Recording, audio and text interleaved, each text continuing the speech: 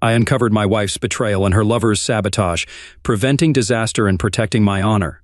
On April 17, 2019, at 4:35 p.m., inside the USC General Justice Building at Joint Base Guam, I finished my coffee and checked my watch. The day had dragged on, and I was eager for it to end. After 3 hours of testifying and answering questions, I found myself in a cramped room with just a TV and my thoughts for company. I'd been waiting for over 2 hours since then, wondering when the board would reach a decision. The door swung open, and Commander Tom Baker, my legal rep, stepped in. "The counsel's done for the day, Lieutenant Jones," he informed me. "That's me, William Jones, or Bill to friends and family. I'm a senior flight lieutenant in the United States Space Corps, formerly the Space Force, established nearly 80 years ago. They want you back at 8000 tomorrow, so head back to your quarters," Commander Baker instructed. "And remember, avoid chatting with other witnesses, especially your wife." "You mean my soon-to-be ex-wife, the cheating one?" I clarified. He nodded. "Exactly," he affirmed. "Now, Lieutenant, get going and steer clear of trouble." "Aye, sir," I replied, rising. I stretched, grabbed my case, and left. I drove my compact electric car back to the BOQ, where I changed clothes, microwaved a faux meat burger, and grabbed a beer. After a quick meal, I settled into my chair, turned on the TV for news, but found nothing interesting. So I reclined, reflecting on recent weeks. Until recently, I served as the weapons officer on the USS Armstrong, a top spacecraft named after a moon-landing astronaut. It seated 110 crew and boasted formidable firepower, nuclear missiles, energy weapons, rail guns, and mini lasers. The Armstrong's maiden voyage to Jupiter was special because my wife, Tabitha, was also on board as the chief pilot. We were high school sweethearts who pledged exclusivity and shared dreams of space exploration. Despite being stationed at the same base, our missions often separated us. While she was away, I delved into GravTac, a martial art suited for low-gravity environments, honing my skills in strength and tactical prowess. I never once doubted Tab's loyalty. My trust in her was unwavering, never even entertaining the idea of her being unfaithful. Despite occasional temptations, I remained dedicated to our relationship, never envisioning any betrayal. We often fantasized about experiencing closeness in zero gravity on the Moon or Mars. When we both received orders for the Armstrong, it felt like our dreams were coming true. However, what began as a dream turned into an agonizing nightmare. I vividly recall the day of my departure, January 3, 2019, at Canaveral Launch Complex, Florida. Clad in my suit and lost in thought, I boarded the passenger shuttle headed for the Armstrong's orbital dock, accompanied by 20 others. Tabby, serving as the chief pilot, had departed hours earlier on the first shuttle. I followed on the third, with 3 more shuttles set to follow. Seated beside me was Commander Jason Travers, known as Bull for his size and demeanor.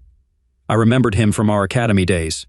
He had been Tabby's counselor and a strict instructor. Despite knowing him, our interactions were minimal, limited to a few classes. "Excited to serve with your wife, Jones?" asked Bull. "Yes, sir, I am," I replied. "This will make history," he remarked, heading farther than ever. I informed him. Jupiter and back in under 100 days. Quite the mission. As the pumps hummed beneath us, signaling our imminent departure from Earth, Bull ensured everyone was ready. "Time to bid Earth goodbye. That's it. Let it go," he grumbled before reclining with visors down. We braced for liftoff. The rocket's rumble and the pull of gravity intensified. Through the window, clouds rushed past as we ascended, the sky darkening to reveal the planet's curvature below. The shuttle shuddered as boosters detached, destined for reuse near our launch site. After an hour, I spotted a distant structure. "There she is," Bull announced, lifting his visor. "Docking soon." 30 minutes later, the shuttle approached the open dock, matching its speed. 2 tubular structures extended, connecting with a hiss as pressure stabilized. "There we go," Bull said. "Prepare for some gravity. Ship's at 0.8 grams. Knowing the Armstrong's gravity system could be adjusted, I anticipated relief from weightlessness effects like fluid shifts and muscle atrophy. As the crew signaled, a green light flashed over the hatches. Bull stood, signaling others to follow. I unfastened, grabbed my bag, adjusting to the ship's reduced gravity from the shuttle's near-zero gravity. Within steps, I felt the weight of my gear. 4 hours to station launch, folks," Bull announced upon our ship entry. "Lieutenant, hustle. 3 more shuttles are right behind us." Knowing our cabin's location, I headed there, hopeful to find Tabby. Though she wasn't present, her belongings filled half the closet, indicating she'd arrived. After stowing my gear and shedding the spacesuit for my flight suit, I grabbed my uniform cap and headed to the bridge. ready to man the weapons console. The bridge buzzed with activity as I ran calibration routines and checked weapon inventories, ensuring the crew's missile platforms and weapon stations were secure. I prepared a report for Captain Alan Simmons, whom I recognized from our time on the Shepherd. Upon the medic's departure, I submitted my inventory, acknowledging our past service together. He signed the inventory, and we verified our key codes. Only 3 people held keys to the crew's missiles: the captain, the first officer, and me. 2 keys were required to launch.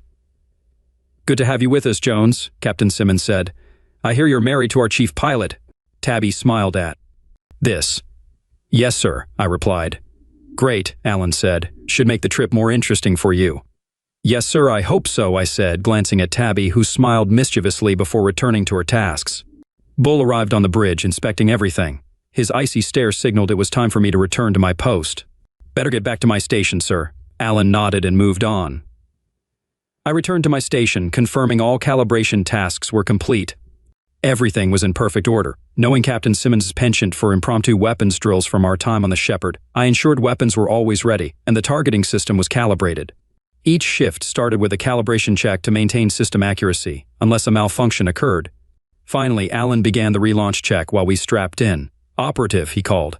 "All systems ready for launch," replied Lieutenant S. Engineering. Alan continued. "All systems normal. Proceed to launch," said Chief Engineer Lieutenant Sam. "Weapons, all systems calibrated and weapons accounted for," I confirmed. "Comms?" "Communications 5x5, sir," said Lieutenant Denise Simpson. "Navigation?" "Course plotted and locked." "Estimated time of arrival at Mars Station is 440 hours, reported Lieutenant Ryan. "HCOM number 1? "All personnel in place and ready for launch," Bull reported. Alan nodded and pressed a console button. "Houston, this is Armstrong, requesting permission to launch." "Launch authorization granted. Armstrong, Godspeed," came the response. "Roger that, Houston," Alan replied, then instructed, "Spaik, this is Armstrong. Retract all lines." "Copy that, Armstrong. Lines retracting," came the reply, followed by sharp sounds as the lines retracted.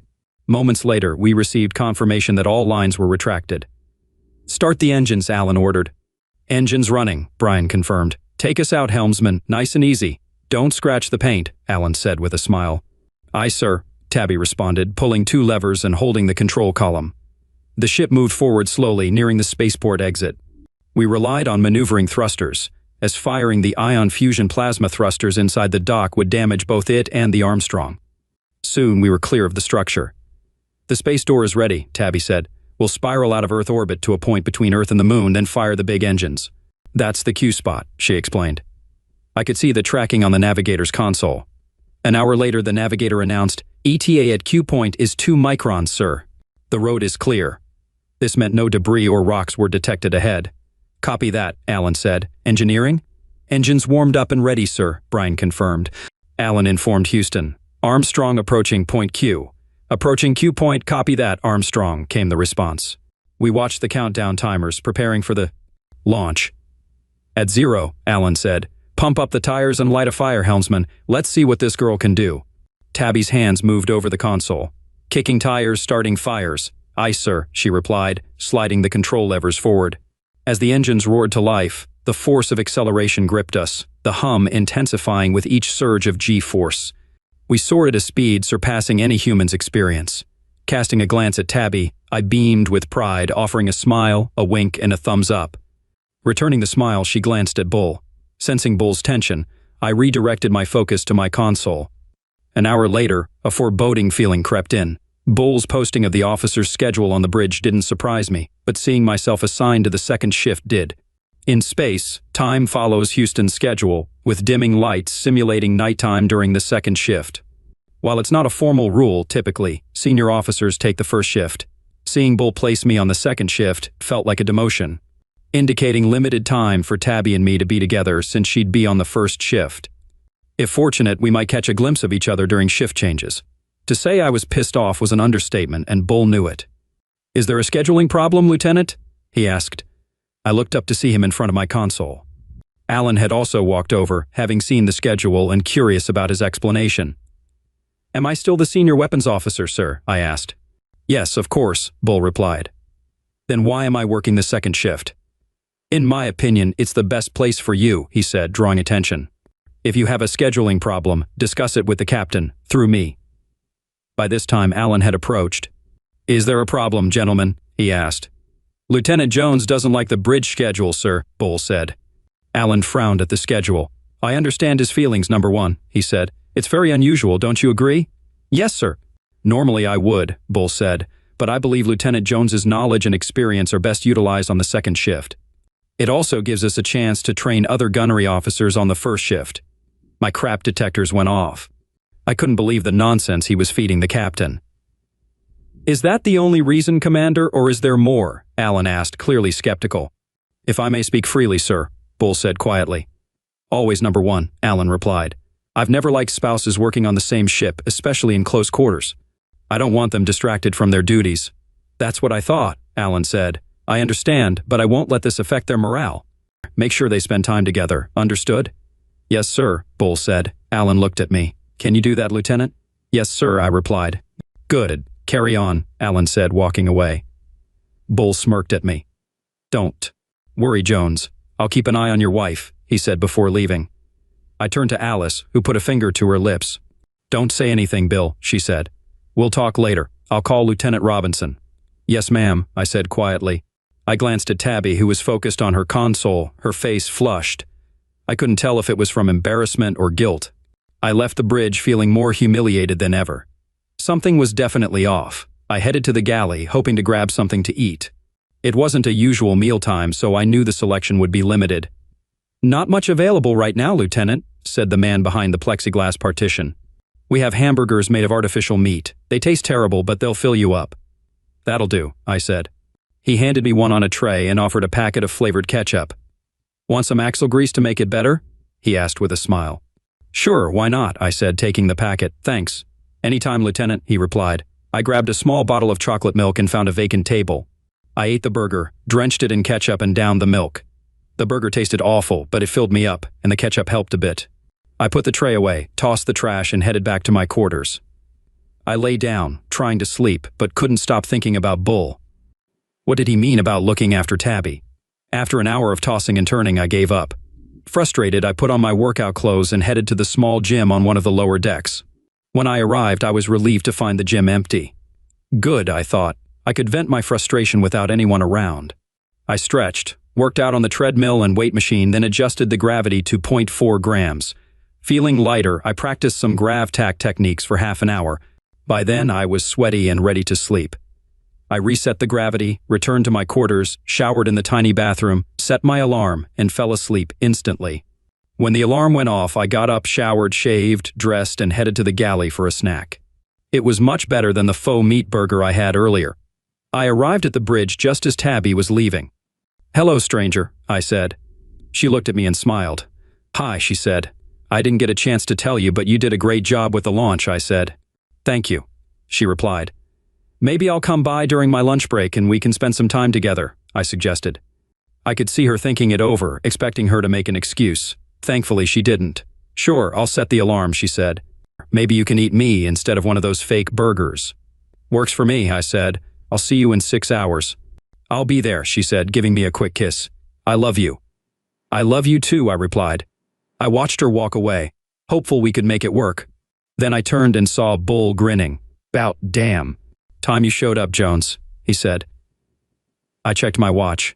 My shift doesn't start for another 15 minutes, Commander, I said. I just wanted to talk to my wife before duty if that's okay with you, sir. I thought he might lash out, but he calmed down. Yeah, all right, he said and walked down the corridor. I went onto the bridge and took over for Lieutenant Robinson, who handed me my shift and walked out. As I started the calibration, Alice approached me. How are you holding up? She asked. I'll be fine, Alice, I said. Seriously, how are you doing? She pressed. It's not easy, but I can handle it. Thanks for asking. You're welcome. Listen, I know you have a lot on your mind, but I think you need to keep an eye on your wife and Commander Travers, she said. I looked at her, shocked. Do you think there's something going on between them? Maybe. Call it female intuition, but I've seen little glances between them. Nothing obvious, but there's definitely a spark, she explained. Got it, Alice. Thanks for the heads up. I plan to meet with her on my lunch break. Hope that helps. I hope so too, Bill, she said. Should we tell the captain? I asked. She shook her head. Not unless you have solid evidence. Accusing a senior officer without proof can backfire and hurt your career. Just stay alert and keep your wife alert. I'll watch during the first shift." "Okay, Alice. Thanks." She nodded and left the bridge. I checked the calibration and inspected the cruise missiles and stations. When I returned, Alan was waiting. "Interested in target practice?" he asked. "Sure thing," I agreed. "All right, launch some drones," he instructed. I set up 5 drones and activated the mini lasers, akin to old miniguns but with intense heat. The lasers swiftly destroyed the drones. "Well done, Lieutenant," Alan praised. "Thanks, sir," I replied. He suggested I take the center chair as the senior officer on watch while he rested. "Yes, sir, thank you," I acknowledged, knowing his penchant for power naps from past experience. He left the bridge, and I took over his spot. Sitting in the commander's chair, I felt in control, overseeing the ship's activities. Each crew member wore a wrist device serving multiple functions like timekeeping, communication, tracking, and vital sign monitoring, except during showers. Using the tracking monitor, I located Travers in his quarters, confirmed by his steady pulse, indicating he wore the device. Checking for Jones, I found 2 Williams, myself and Tabitha. Choosing Tabitha, I observed her beacon in our quarters, mirroring Travers' status, asleep with normal vitals. Though tempted to review their tracker history, lacking the necessary credentials prevented me. Convinced of their engagement, I deactivated the tracking monitor and focused on other tasks. Looking around the busy bridge, it seemed my presence went unnoticed as everyone attended to their duties. Returning to my console, I double-checked the checklist, finding everything operating as expected. A scheduled course adjustment loomed about an hour ahead, already programmed into the navigation system. The communications officer remained in touch with Houston's flight control, sparing my involvement unless immediate captain intervention was needed. The engineer on duty monitored engine and vital system conditions.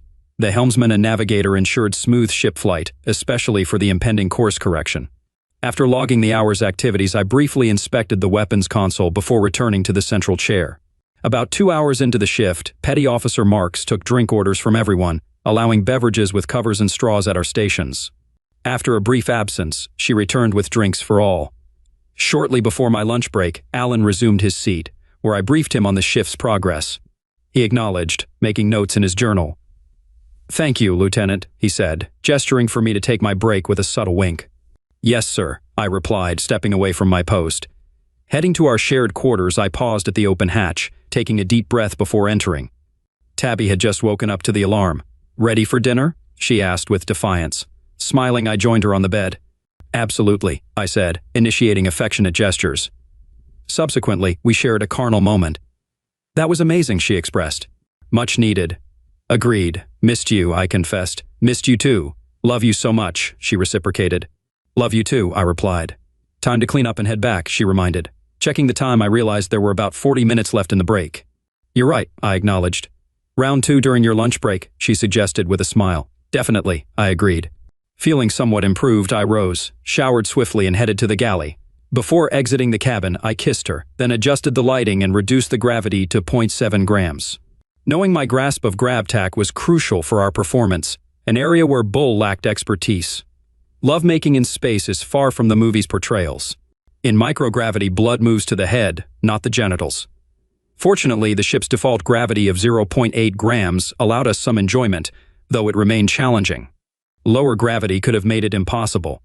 Testosterone levels decrease in microgravity, potentially leading to heart shrinkage and reduced blood volume. These concerns, along with pregnancy risks, once deterred NASA from sending couples to space. However, tales of romantic escapades persist, like the rumored exploits of a cosmonaut on the Russian Mir station in the 1990s. Despite initial denials, the cosmonaut later admitted to natural desires but downplayed their significance. He even mentioned a superior's suggestion to bring an inflatable doll to prevent attachment. Although old restrictions lingered, advancements like artificial gravity in the early 2000s made many concerns obsolete. Consequently, the Corps relaxed its stance, allowing married couples to engage in space closeness under specific conditions. After a satisfying tuna sandwich, I returned to the bridge with 2 minutes to spare before the break. Alan greeted me, asking about my lunch. Satisfied, I settled at my console as instructed. Over the next 17 days, Tabby often visited during lunch breaks, offering comfort during the journey. Minimal interaction with Bull eased concerns, and updates from Alice revealed no suspicious activity. Upon arrival at Mars Station, doubt crept in about my initial reaction. After docking with Mars Station, I changed into my Class C uniform, hoping for shore leave with Tabby at Han's base. However, my plans were disrupted when Bull informed me of a problem with one or more weapon stations. "What?" I exclaimed, surprised. Just hours ago, during my shift, I had checked them and found no issues. I turned to Lieutenant Robinson, asking if he knew of any problems. He indicated it happened right before docking. Feeling suspicious, I was determined to investigate further. "We've got 72 hours here," Bull reminded me. "Make sure those weapons are ready by launch." Disheartened, I glanced at Tabby. "It'll be okay," she reassured me. "We'll still visit Hagen's. I'll bring you back a souvenir." "All right," Bull smirked. "Don't worry, Jones. I'll watch over your wife," he assured me. "Yeah, I bet you will, you idiot," I thought. Alan approached us. "Ready for some beach time?" he asked. "Yes," Bull replied, "but Jones needs to check the weapon systems." "Any issues?" Alan inquired. "The mini laser's calibration was disrupted, sir," Robinson explained. "When did this happen?" Alan asked. "I noticed it before securing the station," Robinson replied. Alan turned to me. "Better take a look, Lieutenant," he directed. "I'll join you," he added. "Thank you, sir," I said, glancing at Bull. "I appreciate it." "I'll assist," Lieutenant Robinson offered. "Much obliged, Robinson," I replied. "Lieutenant, head to the station before the shuttles depart," Bull urged. Tabby looked at me silently. "Do it, number one," Alan instructed. They left, and I noticed Tabby's silence. I turned to Alice. "Something's fishy, Bill," she whispered. "I'll keep watch." "Thanks," I replied. She smiled and walked away. "I'll change into my work clothes," I said. "Which lasers are acting up?" "Number 2 and number 5, sir," Robinson reported. "I'll handle 2, you check 5, but we'll inspect them all," I instructed. "Understood, sir," Robinson said, heading out. I saw Alan contemplating. "I'll meet you at Laser Station 2, I informed him. "I'll be there shortly," he replied. Grabbing my tools, I exited the bridge. After a few minutes, Alan joined me, now back in his work uniform. "What's happening?" he inquired. "Just about to remove the control box cover," I replied, beginning to unscrew it. Upon inspection, I discovered the issue. A gear in the drive system had broken off, with the E-clip missing. "Oh," I muttered. "What's wrong?" Alan asked. "Someone tampered with this device," I explained. "The E-clip is gone and the drive gear is damaged." "Could it have affected the weapons?" he questioned. "Absolutely," I confirmed. "The impact could have wrecked the system. If the lasers were active, they might have pierced the hull." "How could this happen?" he wondered. "It seems deliberate," I speculated. "These devices are sealed, accessible only with a specific tool like this one," I said, displaying it. "Can it be fixed?" he inquired. "Yes, but it'll take time," I replied. "About 8 to 10 hours, assuming no further issues arise." "Wow," he remarked. "Need assistance?" While I appreciated his offer, the task was solo. "No, sir, I can handle it, but thanks for offering," I said. "There's only space for one set of hands." Just then, Robinson contacted me. "Boss, the E-clip's broken and the drive gear's damaged," he reported. I turned to Alan. "We need to replace the entire control box," I informed him. "Agreed," he nodded. "Proceed and get the armorer to inspect all weapon platforms." "Understood," Robinson acknowledged. "What are the odds of 2 control units failing simultaneously?" queried Alan. "Highly unlikely," I responded. "These units are typically very reliable. I've never seen one malfunction, let alone 2 simultaneously. They're considered the most stable in our inventory." "Could it be a manufacturing flaw?" he suggested. "Doubtful, sir," I replied. "These units undergo rigorous testing before installation. In my experience with hundreds of them, I've never encountered such a situation." "I'll need to notify Houston," Alan decided. "Lieutenant, bring in engineers from the Martian station and postpone a full Level 5 diagnostic. It's absurd that a $1 trillion spacecraft could be halted by a cheap E-clip." I nodded. "Keep me informed," I instructed. "Yes, sir," I affirmed. As he exited the cramped space, I resumed my examination. Upon removing the control box entirely, I noticed a dark stain on the interior hull. It wasn't typical transmission grease. Upon closer inspection, it appeared to be blood. The saboteur had evidently injured themselves in the process. Retrieving tweezers from the toolbox, I carefully collected a sample of the substance. I placed it in a small sealed bag and returned it to the toolkit, planning to have it tested for DNA at a medical facility later. Meanwhile, an armorer replaced the faulty control box. Despite trying to focus on my task, I couldn't shake off the disturbing thoughts. Bull seemed to go out of his way to separate Tabby and me, altering schedules, and now this sabotage. His words about taking care of Tabby only fueled my suspicions. The idea of her being unfaithful with him made me furious and sick to my stomach. Knowing Bull had been her counselor at the academy and that they had served together before intensified my concerns. Had something been going on between them all along? After completing the installation and running a dry test, I logged the maintenance entry, lamenting the 10 hours lost that were meant for shore leave with Tabby. Reviewing the log, I found no clues. Robinson confirmed the new unit installation and reported no other issues. Despite knowing it would disrupt his shore leave, I instructed him to conduct a full visual inspection and inventory of all weapons and missiles. He agreed and got to work. En route to the bridge, I visited the sick bay and spoke with the on-duty corpsman. "How are you, Lieutenant Jones?" she greeted me. "Would you be willing to undergo a DNA test?" I inquired. "We have the necessary equipment, but final analysis requires verification by a certified lab," she explained. I presented my sample. "I need to identify whose blood this is," I stated. "Can you do that?" "Certainly," she replied. "It will take a few hours, and we'll need to compare it to existing DNA records. May I ask why?" "I can't discuss it at the moment, Chief," I replied. "I just need to know whose it is, and I need you to keep it confidential." She agreed to look into it and promised to notify me of any findings. "Thanks, Chief, I appreciate it," I expressed gratitude. "You're welcome, sir," she responded with a smile. She was quite attractive, and for a moment I pondered how she would look out of uniform, but the thought passed quickly. Afterward, I proceeded to the bridge to give my report. Alan was at the hatch to his ready room when I arrived. "Fixed it?" he inquired. "Yes, sir," I confirmed. "Lieutenant Robinson is currently checking the remaining systems." "All right, step into my office, please," he directed. Inside, I found Alice and Commander Carson, the ship's senior security officer. Alice closed the hatch and took a seat. "Thank you for your prompt response," he acknowledged, addressing Alice and Commander Carson. "We have a situation. It seems we have a saboteur aboard," Alan informed. "2 weapon systems were sabotaged before our arrival at Mars Station. I've been tasked by Command to conduct an initial investigation and to contact the Core Criminal Investigations Division on Haggins. They won't arrive for at least 36 hours, so you have that time to gather as much information as possible. I'm granting both of you access to the entire track history temporarily. I need to know who accessed those weaponized units as soon as possible. This investigation must be thorough yet discreet. Understand? We can't have the crew finding out," he emphasized. "We understand, sir," confirmed Commander Carson.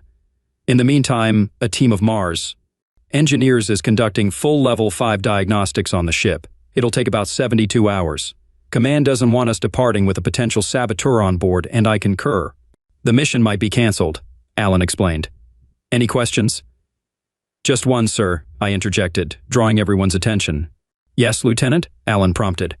"I discovered blood on the replaced control box housing. I sent a sample to Sick Bay for DNA analysis," I reported.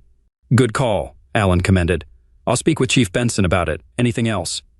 We shook our heads. "Dismissed." "You have your tasks," Alan concluded. "Yes, sir," Commander Carson affirmed, exiting the ready room. I secured my tool bag on the weapons console. As I prepared to depart the bridge, Alice called out to me. "Yes, ma'am?" I responded. "Bill, I've been monitoring Tabby and Commander Travers. It seems they're quite familiar with each other," she disclosed, showing me her phone with pictures.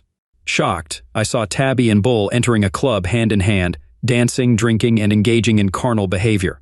Then Alice revealed images of them entering a hotel, implying their intentions were clear. "I'm sorry, Bill," she murmured softly. "I felt you needed to know." "Thank you, Alice," I replied, struggling to hold back tears. "Will you inform the captain?" she inquired. "I have no choice but to report it," she affirmed, "but I wanted you to hear it first." "I appreciate that," I acknowledged. Leaving the bridge, I caught up with Robinson. We completed the remaining system checks and conducted an inventory. My shift ended, and I grabbed a snack in the galley before returning to my quarters, attempting to sleep. It was difficult with thoughts of Tabby and Bull swirling in my mind, but I managed to stay awake for a while. Eventually, I rose, showered, dressed, and as I prepared to leave, Tabby entered the cabin, appearing refreshed with a glow that often followed closeness. A part of me seethed with anger. "Did you enjoy yourselves?" I asked calmly. "Yes, we did," she replied. "Or just returned, sorry you couldn't join, maybe next time." I remained silent, observing her.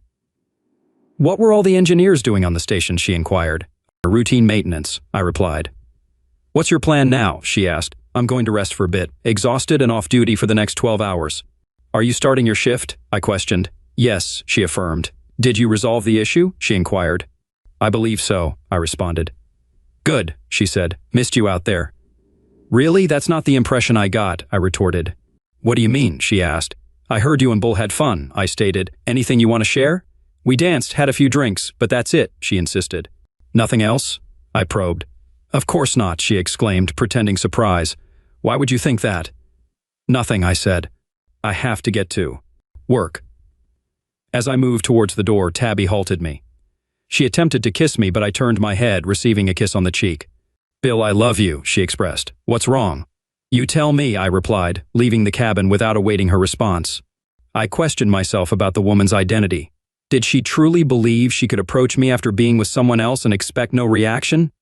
Did she think I wouldn't see through her deception? Upon reaching my station, I noticed Bull's absence. Continuing with my tasks, I carried on with diagnostics. After about 7 hours, realizing I hadn't eaten, I took a lunch break, deciding to visit Tabby in our quarters. I intended to discuss matters with her. However, upon opening the hatch, I was confronted with a sight no husband should witness. Tabby and Bull were on our bed. I noticed an increase in gravity, set at 0.9 grams. They both turned to me as Tabby hastily disengaged. Bull, with a smirk, ordered me to shut the hatch, questioning my presence. As Bull dressed, he mocked me, asking if I lacked love-making education. After donning his flight suit, he suggested we talk and motioned for a walk.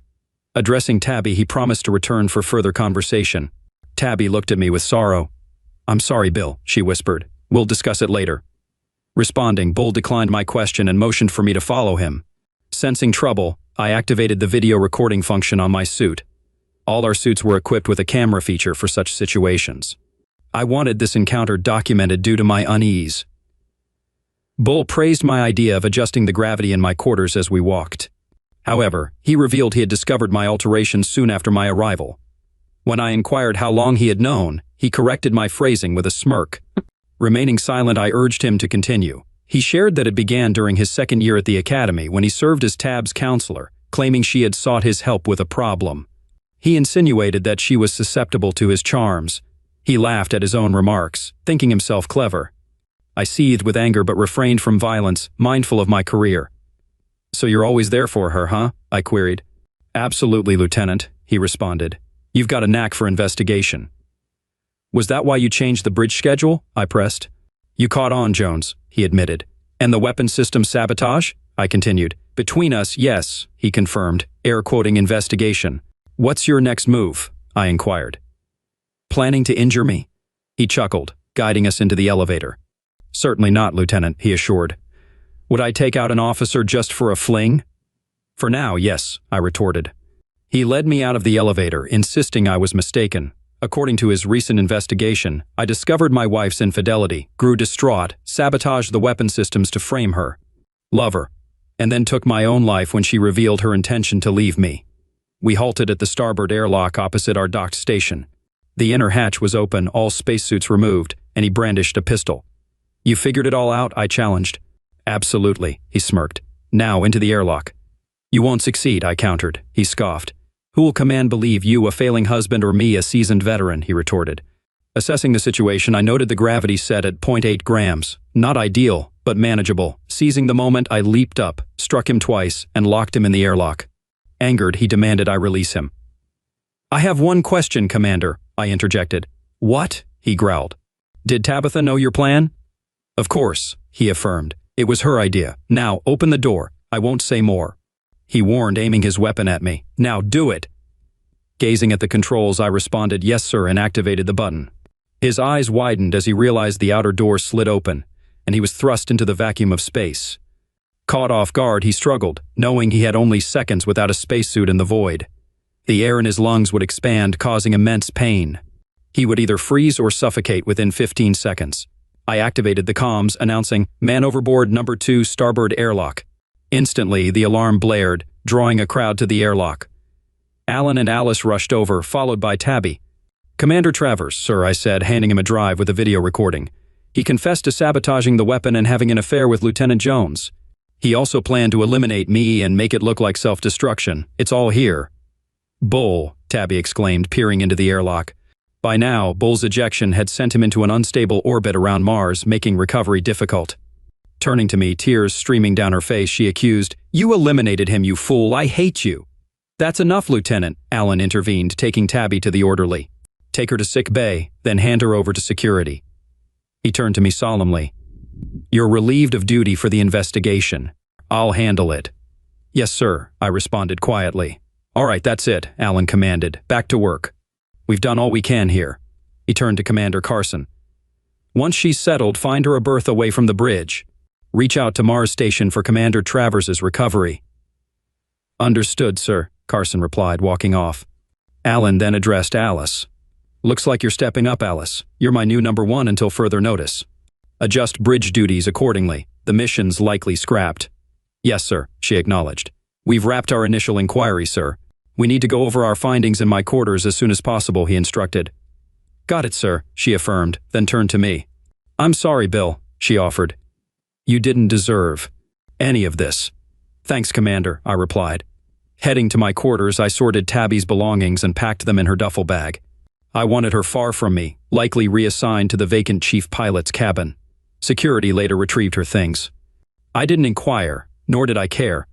I flipped the mattress and changed the soiled bedding, tossing the old linens into the laundry.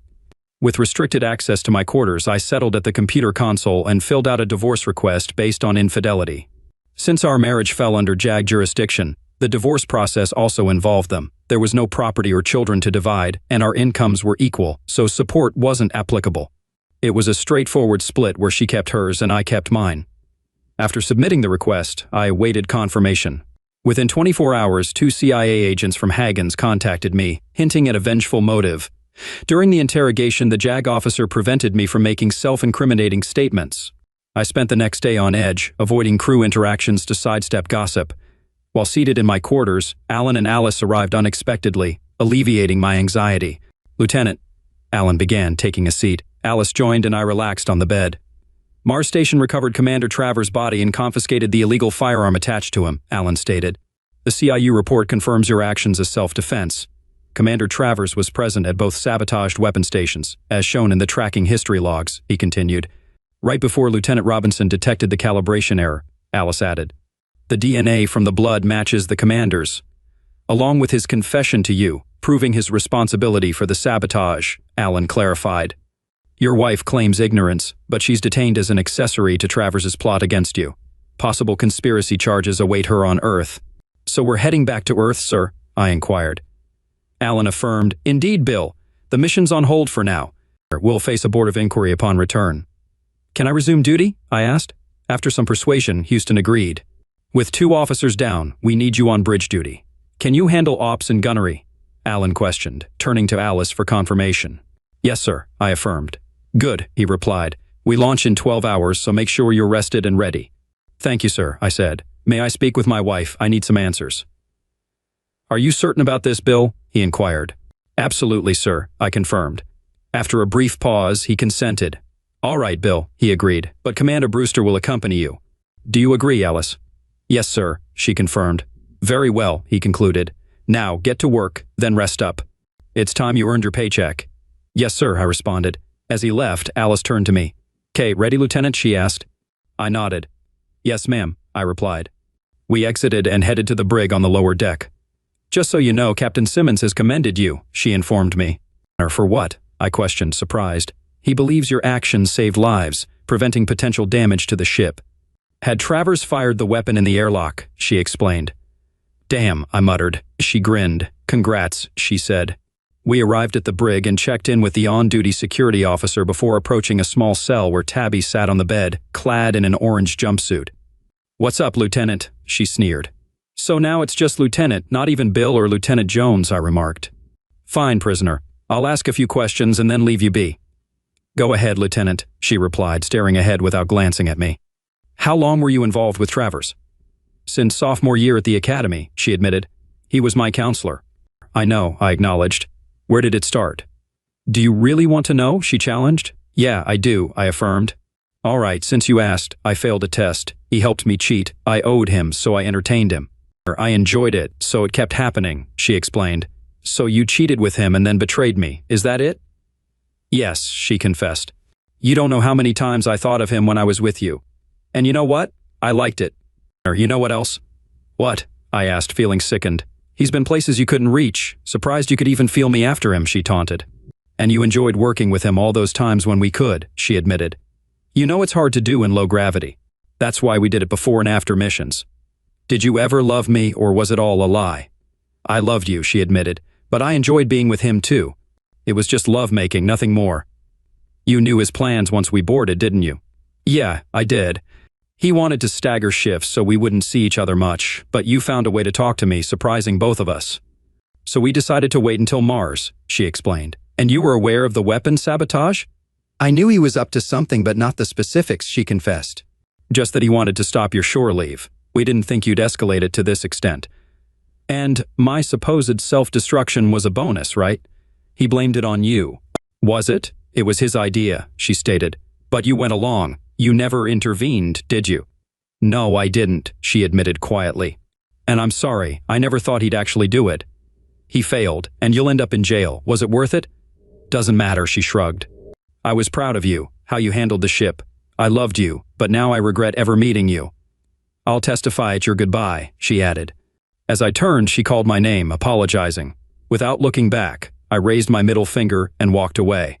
Upon returning to Earth, Tabby was incarcerated in a federal prison for the duration of the investigation and court-martial. Crew members, including myself, Alan, and Alice, testified extensively, enduring days of waiting for developments. My divorce was approved in early April, with the JAG officer handling the remaining paperwork. On Friday, April 18th, we assembled in the hearing room. Alan, Alice, and I sat together while Tabby entered in chains, flanked by armed prison guards. Council members, distinguished by their decorated uniforms, joined the proceedings. Admiral Cartwright, leading the council, initiated the meeting. Please sit, he began, clarifying it as a board of inquiry rather than a trial aimed at uncovering what occurred and preventing future incidents. After summarizing the events of the Mars trip, he condemned Commander Travers for prioritizing personal agendas over duty, resulting in endangerment and ship damage. Directing his attention to me, he acknowledged my role. Senior Lieutenant William Jones, he said, causing me to pause. After a moment, he continued, commending my actions for potentially saving lives and preventing sabotage. Recognizing my diligence, he approved the Distinguished Service Medal recommendation and assigned me to the Advanced Operations School for training, starting June 1st. Thank you, sir, I said. The Admiral acknowledged and shifted focus to Alan. Captain Alan Simmons, he addressed. Alan stood attentively. The Council acknowledges your efforts amidst unprecedented circumstances. We recognize your reluctance to challenge senior authority and the unique challenges you faced. However, as the ship's captain, you bear ultimate responsibility for its operations. I understand, Admiral, Alan replied. The Council affirms your command of the USS Armstrong but notes an entry on your record. Given the ship's modernization, a new crew assignment will be arranged. We propose promoting Lieutenant S. Dr. Brewster to commander for the first officer role. Expect updated mission orders soon, he concluded. Thank you, Admiral, Alan acknowledged. Then the Admiral turned to Tabby. Senior Lieutenant Tabitha Berry, he addressed, using her maiden name post-divorce. Tabby rose with the others. This board expresses profound disappointment in your conduct. You've not only disgraced your ex-husband but also tarnished your uniform and the service as a whole. Your involvement in this affair, unintended pun, may have endangered the lives of many, including your ex-husband. Your statements, along with Travers's, led us to reassess your entire record, including your academy performance. Travers's intervention helped you pass a critical test, without which you might not have obtained your commission. While your piloting record was commendable, it's evident you should not have been commissioned. Your liaison with Travers resulted in tragedy and endangered lives. Your actions are incompatible with your role. We recognize your pending court-martial, but this board has advised the Personnel Office to revoke your commission, demote you to an E1 crewman, and reduce your pay, effective immediately, he informed, signaling the guards to escort her out. As she approached us, she paused, tears streaming down her face. Bill, she started, her voice trembling. Address me cautiously, crewman, I retorted sharply. She straightened up, tears still flowing. Request to address you as lieutenant? Denied, I snapped. Remove her from my sight, I instructed the guards, who promptly complied as she sobbed. At that moment, her words held no significance to me. A detailed report of the Council's decisions will be sent to each of you and added to your records. This Council session is adjourned, announced Admiral Cartwright, closing the meeting with a gavel strike. We rose as the counsel departed. After their departure, Alan turned to me. "Well, that wasn't too bad," he remarked. "How about a drink? I could use one." "I think it went rather well, sir," Alice chimed in. "Why not?" I agreed. We exited the premises and headed to the O Club, where we continued to savor our victory. Standing at the airlock to Galileo Station, orbiting Mars's dark side, I reflected on the past 17 months. Tabby's court-martial had ended a month before I entered the School of Advanced Spacecraft Management. I testified for the prosecution, though recalling my time with her and Bull on Armstrong was unpleasant. This time, Tabby appeared different, wearing a crewman's uniform without flight wings. She had visibly lost weight, her eyes sunken and sorrowful, losing everything she cherished, her rank, wings, and former husband. She faced a bleak career outlook. Her record would forever bear a stain, barring her from piloting any spacecraft. As the court convened, we rose until instructed otherwise. The judge inquired about the verdict, and the senior member, a full commander, announced guilt for Tabby as an accessory to my attempted homicide, but acquitted her of conspiracy.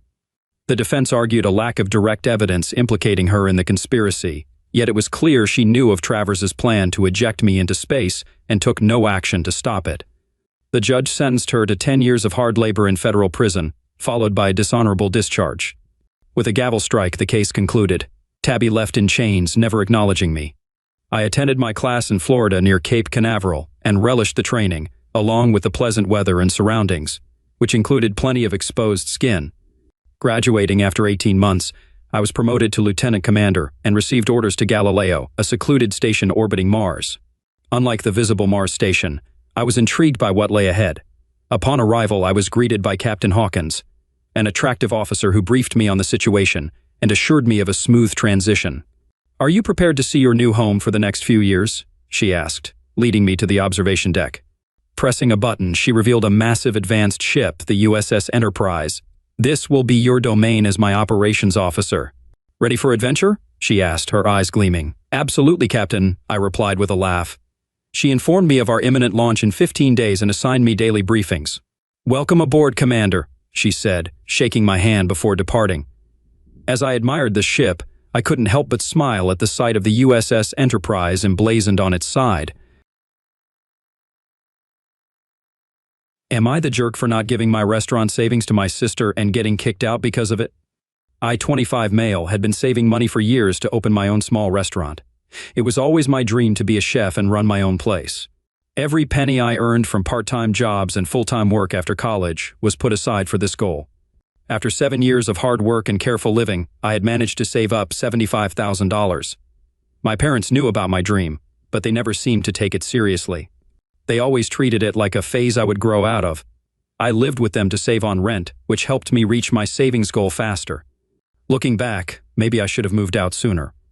My younger sister, 19 female, has always been the favorite child. She's smart, popular, and excels at everything she does. My parents never missed an opportunity to compare us, always finding ways to put me down while praising her. It was made clear from a young age that she was the golden child, and I was just there. Last month, my sister got accepted into an Ivy League school for her master's degree. It was a big deal, and my parents were over the moon. The problem? The tuition and living expenses were way more than they had anticipated. They had some money saved up for her education, but it wasn't nearly enough. One evening, my parents called a family meeting. I thought it was just to discuss my sister's acceptance, but I was wrong. They dropped a bombshell on me. They wanted me to give all of my restaurant savings to my sister for her education. I was shocked. The room fell silent as I tried to process what they were asking. My sister sat there with a smug look on her face like she already knew what was going to happen. My parents looked at me expectantly, as if they were waiting for me to happily hand over my life savings. When I didn't immediately agree, my mom started talking about how important education was, and how this was a once-in-a-lifetime opportunity for my sister. My dad chimed in, saying that family should always come first and that I needed to support my sister's dreams. I couldn't believe what I was hearing. What about my dreams? What about the years of hard work I had put in? I told them I couldn't do it. I explained how much this money meant to me and how close I was to achieving my goal of opening a restaurant. My parents' attitudes changed instantly. My mom started crying, saying she couldn't believe how selfish I was being. My dad's face turned red with anger. He started yelling about how I was betraying the family and that I had always been jealous of my sister's success. My sister just sat there, not saying a word. She didn't even try to defend me or say she didn't want to take my money. It was clear she felt entitled to it. The argument escalated quickly. My parents threw every guilt trip in the book at me. They brought up how they had sacrificed everything for us, how they had allowed me to live with them rent-free, conveniently forgetting all the chores and house maintenance I did, and how I owed them for raising me. I stood my ground. I told them that while I loved my sister and wanted her to succeed, I couldn't give up on my own dreams. I suggested that she could take out student loans like many other students do, or maybe defer for a year to work and save up money. This suggestion was met with outrage. My mom called me heartless for even suggesting that my sister should have to struggle or delay her education. My dad said that taking out loans was too risky and that it was my responsibility as the older brother to provide for my sister. The argument went on for hours. Every time I thought it couldn't get worse, it did. My parents brought up every mistake I had ever made, every shortcoming they perceived in me. They compared me unfavorably to my sister at every turn. It was like years of pent-up resentment were being unleashed. Finally, my dad delivered the final ultimatum. He told me that if I didn't give my sister the money, I would be kicked out of the house. He said I had 24 hours to decide, either hand over my savings or pack my bags. I was stunned. I couldn't believe they would go this far. Part of me wanted to cave in to keep the peace and not risk losing my family. But a bigger part of me knew that if I gave in now, I would resent them forever. I would be giving up not just my money but my self-respect and my dreams. I spent that night tossing and turning, weighing my options. By morning, I had made my decision. I started packing my things. When my parents saw me, they seemed shocked. I think they really believed I would give in to their demands. As I was loading my car, my mom made one last attempt to change my mind. She told me I was making the biggest mistake of my life and that I would regret this forever. My dad just watched from the window, his face a mask of disappointment and anger. My sister finally spoke up, but not to defend me. She called me selfish and said she always knew I didn't really care about her. Her words hurt more than my parents because, despite everything, I did care about her. I just couldn't set myself on fire to keep her warm. I drove away from my childhood home feeling a mix of emotions, anger, sadness, fear, but also a sense of relief. It felt like a weight had been lifted off my shoulders. For the first time in my life, I had stood up for myself against my family's unreasonable demands. The first few days were tough. I stayed with a friend while I looked for an apartment. My parents blew up my phone with messages, alternating between guilt trips and angry tirades. I blocked their numbers for my own peace of mind. Word got out to the extended family and opinions were divided. Some relatives supported me, saying my parents were being unreasonable. Others sided with my parents, calling me selfish and ungrateful. It was a mess. I found a small apartment and threw myself into my restaurant plans. It was hard work, especially without the support system I thought I had, but it was also exhilarating. For the first time, I was fully in control of my life and my decisions. Weeks turned into months. I heard through the grapevine that my sister had decided to defer her admission for a year to work and save up money. Part of me felt justified, but mostly I was just sad that it had come to this. My parents made a few attempts to reunite, but always with the condition that I should still give my sister the money. I stood firm in my decision. Our relationship remained strained and distant. Now, 6 months later, I'm close to signing a lease on a small space for my restaurant. It's not much, but it's a start. Every step I take toward my dream reminds me that I made the right choice. But there are moments of doubt late at night when the excitement of the day fades. I wonder if I did the right thing. Was I really being selfish? Should I have made the sacrifice for my sister? Did I overreact by cutting off contact with my family?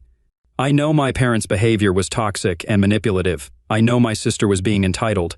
But they're still my family, and part of me misses them despite everything. I can't help but wonder if there was a better way to handle the situation. So, Reddit, Tia? Was I wrong to refuse to give up my savings? Should I have found a middle ground, or was I right to stand my ground and pursue my dreams, even at the cost of my family relationships? Edit 1. Wow, this blew up overnight. Thank you all for your comments and support. I'll try to address some common questions and provide more context. Yes, my parents have always favored my sister, but it was never this blatant before. Looking back, I can see a pattern of them expecting me to sacrifice for her, but it was always smaller things. My sister's undergrad was paid for by a combination of our parents' savings and a scholarship she got. This master's program was unexpected, which is why they didn't have enough saved. Some people asked about my sister's job prospects. She's studying in a field with good career potential, but it's not guaranteed. My parents seem to think this degree will set her up for life. A few comments mentioned cultural expectations. We're from a culture where it's common for older siblings to help younger ones, but not to this extreme. Most of my cousins think my parents went too far. To those asking why I didn't move out earlier, I was trying to save money, and in our culture, it's normal to live with parents until marriage. I realize now this gave my parents too much control over me. Some suggested I should have offered a smaller amount to keep the peace. I considered it, but my parents made it clear it was all or nothing. They wanted the full $75,000. For those curious about the restaurant, it's going to be a small place focusing on fusion cuisine, combining elements from our cultural background with local flavors. It's scary but exciting. A lot of people are asking if I'm in contact with my sister. I've tried reaching out a few times, but she either ignores me or responds with short, cold messages. I think she blames me for ruining her plan. To address the comments about my parents' financial situation, they're not struggling. They have good jobs and live comfortably. They just didn't want to dip into their own savings or retirement funds. Some suggested family therapy. I'm open to it in the future, but right now I think we all need space. My parents still haven't acknowledged that their request was unreasonable. Thank you all again for your insights and support. It's been therapeutic to share this story and hear your perspectives. I'll keep you updated on how things go with the restaurant. Edit 2, another update since there's still interest in this post. I've been thinking a lot about the comments suggesting I try to mend things with my sister separately from my parents. You're right, she's young and possibly still under their influence. I decided to reach out to her again, this time with a longer email explaining my side of things. To my surprise, she responded. Her email was a mix of anger and confusion. She admitted that she felt torn between wanting the opportunity I was denying her and feeling uncomfortable with how our parents were handling it. However, she suggested meeting next week to talk things out in person. As for the restaurant, things are progressing well. I finalized the lease and started renovations. It's a lot of work, but every day I feel more confident in my decision. Several of my friends have offered to help, and their support means the world to me. My parents haven't reached out since my last update. A cousin told me they're telling family members that I've abandoned them. It hurts, but I'm trying to focus on the positives in my life right now. Some of you suggested I write a detailed letter to my parents explaining my feelings and perspective. I think I'll do that once the restaurant is up and running. Right now, I need all my energy focused on making this dream a reality. Thank you all again for your support and advice. It's been incredibly helpful during this difficult time. Update. It's been almost a year since my last post, and I wanted to share what's happened since then. A lot has changed, and I'm still processing it all. First, the good news. My restaurant is up and running. It's been open for about 4 months now. It's small, just like I always planned, with a cozy atmosphere and a menu that combines traditional recipes from our culture with local flavors. The first few weeks were incredibly stressful, but things have started to stabilize. We're not making huge profits yet, but we're breaking even and building a loyal customer base. I've even been able to hire a small staff, 2 line cooks, a dishwasher, and a part-time server. I've been working non-stop, often 14-hour days, but every minute feels worth it. This is my dream, and I'm living it. The support from my friends and the few family members who stood by me has been invaluable. Now, for the twist I never saw coming yesterday, as I was prepping for the dinner service, I heard the bell over the door ring. I called out that we weren't open yet, but then I heard a familiar voice say, "I'm not here as a customer." It was my sister. She looked different, tired, less polished than I remembered. For a moment, we just stared at each other, neither of us sure what to say. Finally, she broke the silence. "I need a job," she said, her voice quiet and hesitant. "I was wondering if you had any openings." I was stunned. This was the last thing I expected. I invited her to sit down, and we talked for the first time in months. It turns out that things hadn't gone as planned for her. She had deferred her admission to the Ivy League school, thinking she'd work for a year and save up, but finding a job in her field proved harder than she'd anticipated, especially without the master's degree she'd been counting on. Our parents, she told me, were still furious with me. They blamed me for ruining her chances at a top-tier education. They'd been pushing her to find a high-paying job to fund her studies, but the pressure was getting to her. She'd moved out of their house a month ago, unable to handle their constant disappointment. As she talked, I could see how much she'd changed. The arrogance was gone, replaced by a humility I'd never seen in her before. She admitted that she'd been wrong to feel entitled to my money and that she regretted not standing up for me that day. I won't lie, part of me just felt sad. Sad for the time we'd lost. Sad for the way our family had fallen apart. I told her I'd think about the job and let her know. Now I'm torn. On one hand, I'm still hurt by how she acted before, and I worry that hiring her might open old wounds or create new problems. On the other hand, she's my sister, and she's asking for help. Plus, I could use another server for the busy weekend shifts. I haven't made a decision yet. I keep wondering what my parents would say if they knew she'd come to me for help. I wonder if this could be a chance to start rebuilding our relationship or if it's just asking for trouble. So, Reddit, I find myself needing your advice once again. Should I give my sister a job? Is it wise to mix family and business after everything that's happened, or should I tell her to look elsewhere? I never thought I'd be in this position, making decisions about my sister's future. Life has a way of surprising you, I guess. Any thoughts or advice would be appreciated. Final update, it's been a few weeks since my last post, and I've made a decision that I never thought I'd make. After a lot of soul-searching and several long conversations with my sister, I've decided to help fund her education. I know this might come as a shock, given everything that happened before, but hear me out. After my sister came asking for a job, we started talking more regularly. I didn't hire her at the restaurant. I realized that mixing family and business right now would be too complicated. But our conversations made me see how much she had changed and grown in the past year. She apologized for her behavior during the family confrontation and admitted that she had been entitled and selfish. She told me about how the past year had been a wake-up call for her. Working minimum wage jobs and struggling to make ends meet had given her a new perspective on the value of money and hard work. What really got to me was when she said she understood now why my restaurant dream meant so much to me. She'd seen how hard I'd worked to make it a reality, and she respected that in a way she never had before. I also learned that our parents were still pressuring her about her education, making her feel like a failure for not finding a way to fund it herself. It reminded me of how I felt under their expectations for so many years. After a lot of thought, I made a decision. I told her I would pay for half of her tuition for the upcoming year. It's not the full amount my parents had demanded before, but it's a significant contribution that will allow her to start her master's program without drowning in debt.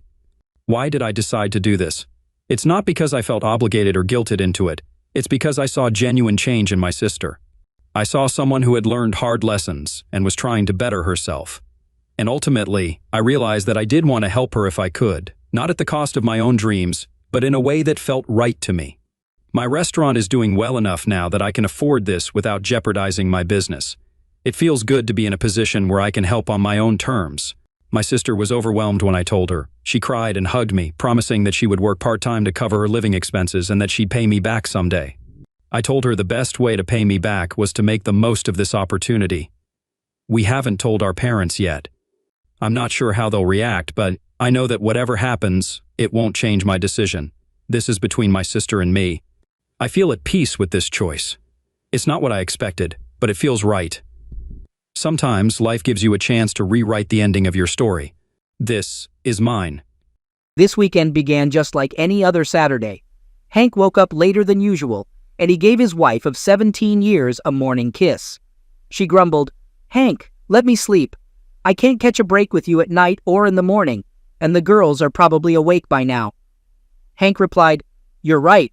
They're grown-ups. They won't barge into our bedroom. Let me sleep." Hank got out of bed, put on a robe, and headed to the shower. On his way, he heard some noise and commotion in their eldest daughter Alice's room.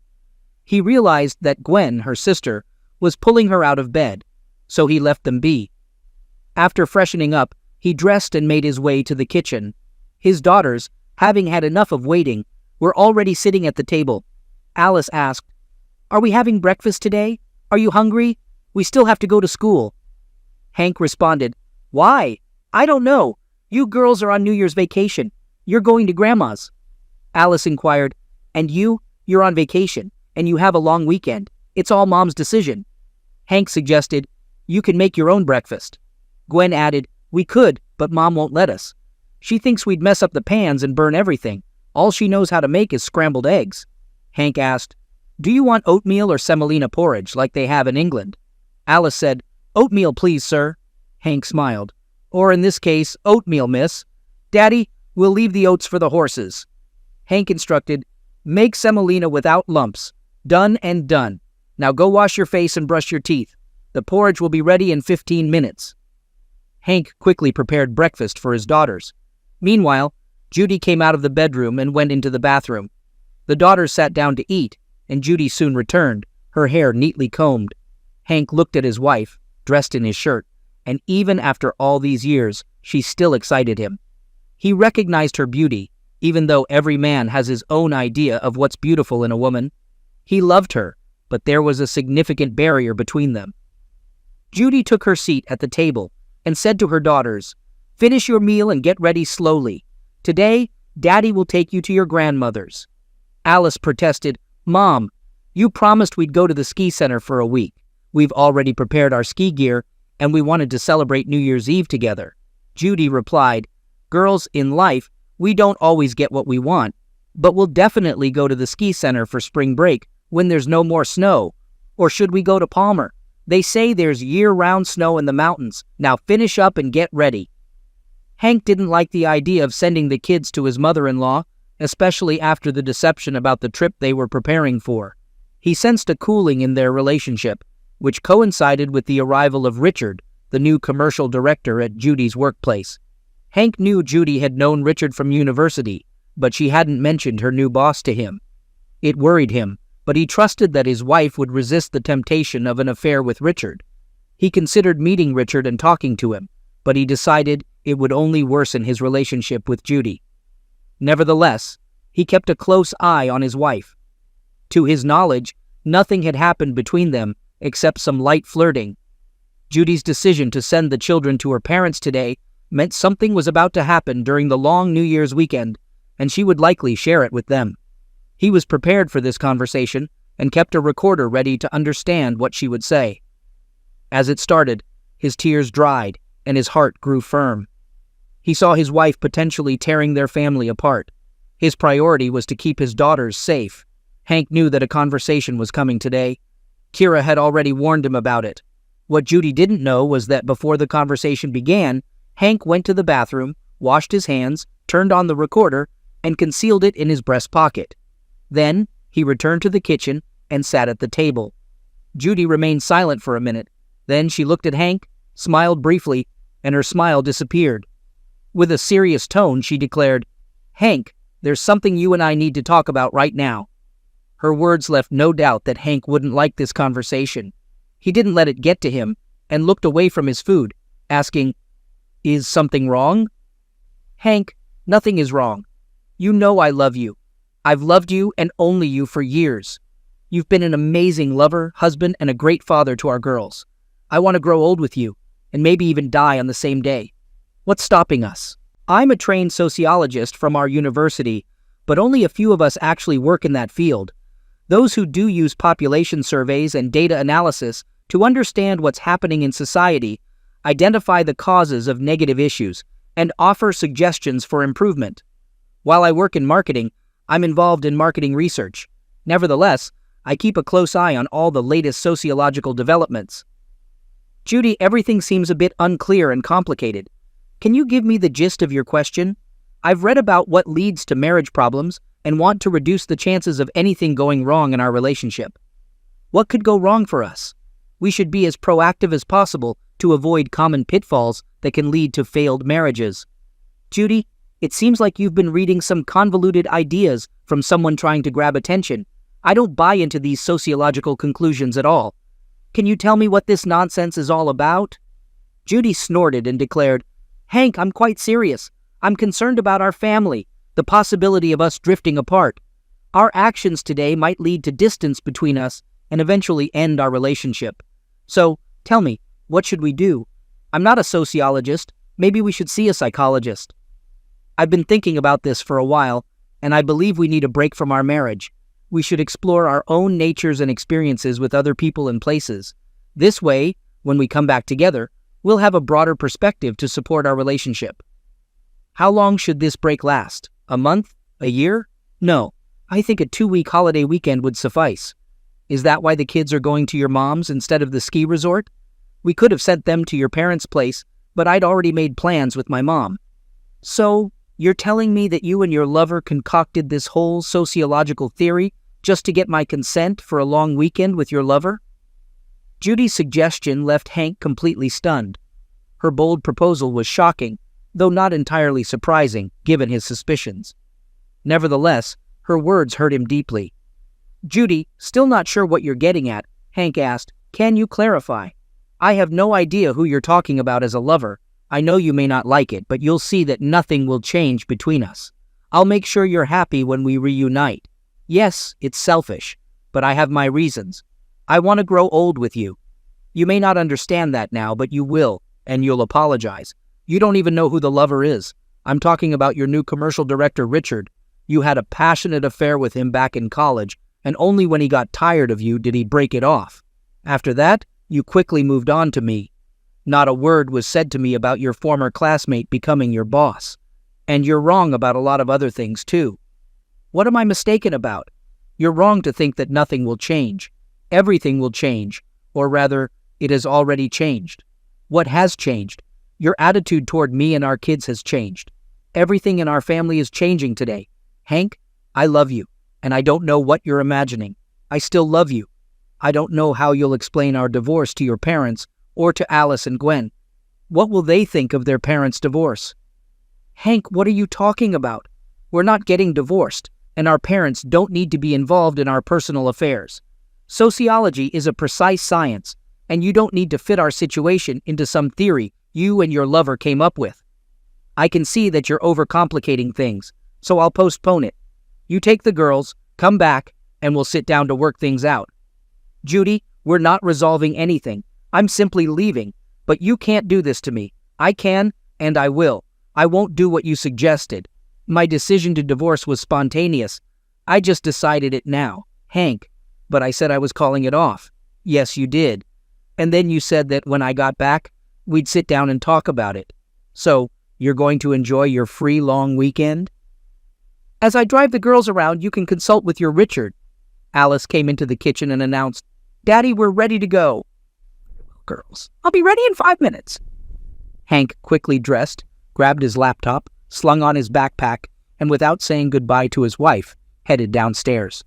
He started the car, waited for it to warm up a bit, and then the girls hopped into the back seat, and they drove off. Judy watched them from the window. Bewildered, Hank cautiously merged onto the main road. The atmosphere in the car remained silent. Finally, Alice spoke. Daddy, Grandma lives on the other side of the road. I know, dear, but you were promised a ski lodge, and that's where we're going now. We'll figure out where to stay. Dad, are you and Mom getting a divorce? Why would you say that, Dad? We overheard you guys arguing in the kitchen today, and I'm on your side. Aren't you, Gwen? I'm on Dad's side, too. But where are we going to live? Girls, we'll stay at my mom's house. I'll drop you off at school, pick up your books and clothes. For now, let's put all these worries aside and enjoy our vacation. You deserve it. Judy glanced away from the car, took out her phone, and dialed Richard, who picked up immediately. Richard, it's Judy. I've got a problem. No worries. I'm alone. Has your husband left yet? He's leaving tonight. He just went to the store. He's probably on his way. What's going on? He didn't react as we expected. He didn't believe me. Who are you referring to? My husband. I offered him the 2-week separation we talked about. And did he agree? Turns out he's aware of your past and our connection from university. He's talking about getting a divorce. That's not good. It's going to cause a major uproar. It'll reach the office gossip mill, and eventually, Kira will hear about it. Kira? I'm not interested in divorcing my wife. You've never been interested, have you? Tell me. So, what do I do now? Is your husband back already? No, he still has to drop the girls off at my parents' and then return. I'm sure he'll come home and he's not leaving. Tell him you've decided there's no temporary separation. I did. He didn't believe me. He thought I'd convince him to go along with it when he got back. When will he be here? I think it'll take him 3 or 4 hours. That's our plan then. Tell him you've made your decision and there's no separation. Right now we need to let his anger subside, and we can't let this reach our workplace under any circumstances. Otherwise, it will complicate things. Judy ended the call, feeling relieved with Richard's support. She pondered the situation, and recalling the old saying about the way to a man's heart, decided to set up the table and avoid the trouble of cooking. She got dressed and went to a cafe, ordering some takeout. She also brought a bottle of wine and placed a corkscrew beside it. She set out 2 glasses and heated up the appetizers she'd purchased in the microwave. In the living room, she turned on the TV and settled into an armchair. She wondered if her brief affair with an old flame was worth jeopardizing her family. Now, Convincing her husband would be incredibly challenging, and she wasn't sure how much he knew about her relationship with Richard. She probably shouldn't have revealed to her husband that her former classmate had become her boss. She knew he'd find out eventually. As it turned out, Hank knew about her involvement with Richard and that he'd left her. It was true. Richard had vanished from her life and then suddenly reappeared. When Judy learned that he would be their commercial director, she felt an unexpected attraction. She realized it was just a fling, nothing more. Their first one-on-one conversation confirmed it. Richard had told her, "Judy, I've always liked you, but I can't risk ruining my family. Although I'm not ready to cut off contact with you, it must remain very discreet. You're married too, as far as I know." Life had shown her the folly of her decision. Their discussions in the study had hinted at a scientific foundation, but it appeared they had underestimated something. 4 hours had gone by, and Hank hadn't returned. He should have been back by now. Judy called her mom's phone, and though there was a slight delay, her mom answered. "Daughter, I'm here. I just called to check on how you're doing. What's happening?" "It's wintertime out there, and the darkness falls early. We're sitting with Grandpa, and we're having a bit of an argument." "What's the argument about?" "Just the usual, the old man's way. He wanted a drink, and I refused, but he found where I hid the bottle. And you? How are you? When will you bring your granddaughter to visit?" Judy knew from her mom's conversation that Hank hadn't arrived. After the call with her mom, she phoned Hank's parents again, and it was Hank's father, a retired military officer, who picked up. "Judy, is that you? Come on, be honest. I thought I'd call to see how you're doing. Judy, don't try to deceive me. You're looking for Hank and the kids, right? He warned us about this. So he was at your place?" "No, he didn't come. He called and said you were getting a divorce. That's absurd. We had a misunderstanding, but we're not getting a divorce over something like that. I get that it's not just between you two. It's related to some guy from your work." "What did he say?" "He told me that this morning during breakfast, you proposed a 2-week separation. When he didn't agree, you said you'd cancel it but discuss it when he returned. Is that what happened?" "No. Hank said he's had enough of discussions, and he's decided on a divorce. He's gone to sort it out and won't be back. Although he assumed you were still at home waiting for him, ruffling his feathers. But I don't have any dates planned." "Judy, that's not true either. Hank knows about the man you're seeing and when. I suggested he drive up there and figure it out in person, but he said, 'Dad, I'm not interested. I have daughters, and they're on my side.'" "Where did he go?" "He didn't tell us. We were so upset that we didn't even ask." "If he calls, tell him he misunderstood everything. I did my best for our family, but now I see that I did something wrong. I don't know my daughter. We've been together with my wife for a century, and even in the toughest times, we never thought of separation. Who put these absurd thoughts in your head? And if you love another man, why torment everyone?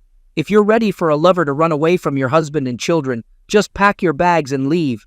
Don't ruin life for yourself and others. Hank will get over it, and maybe he'll be better off.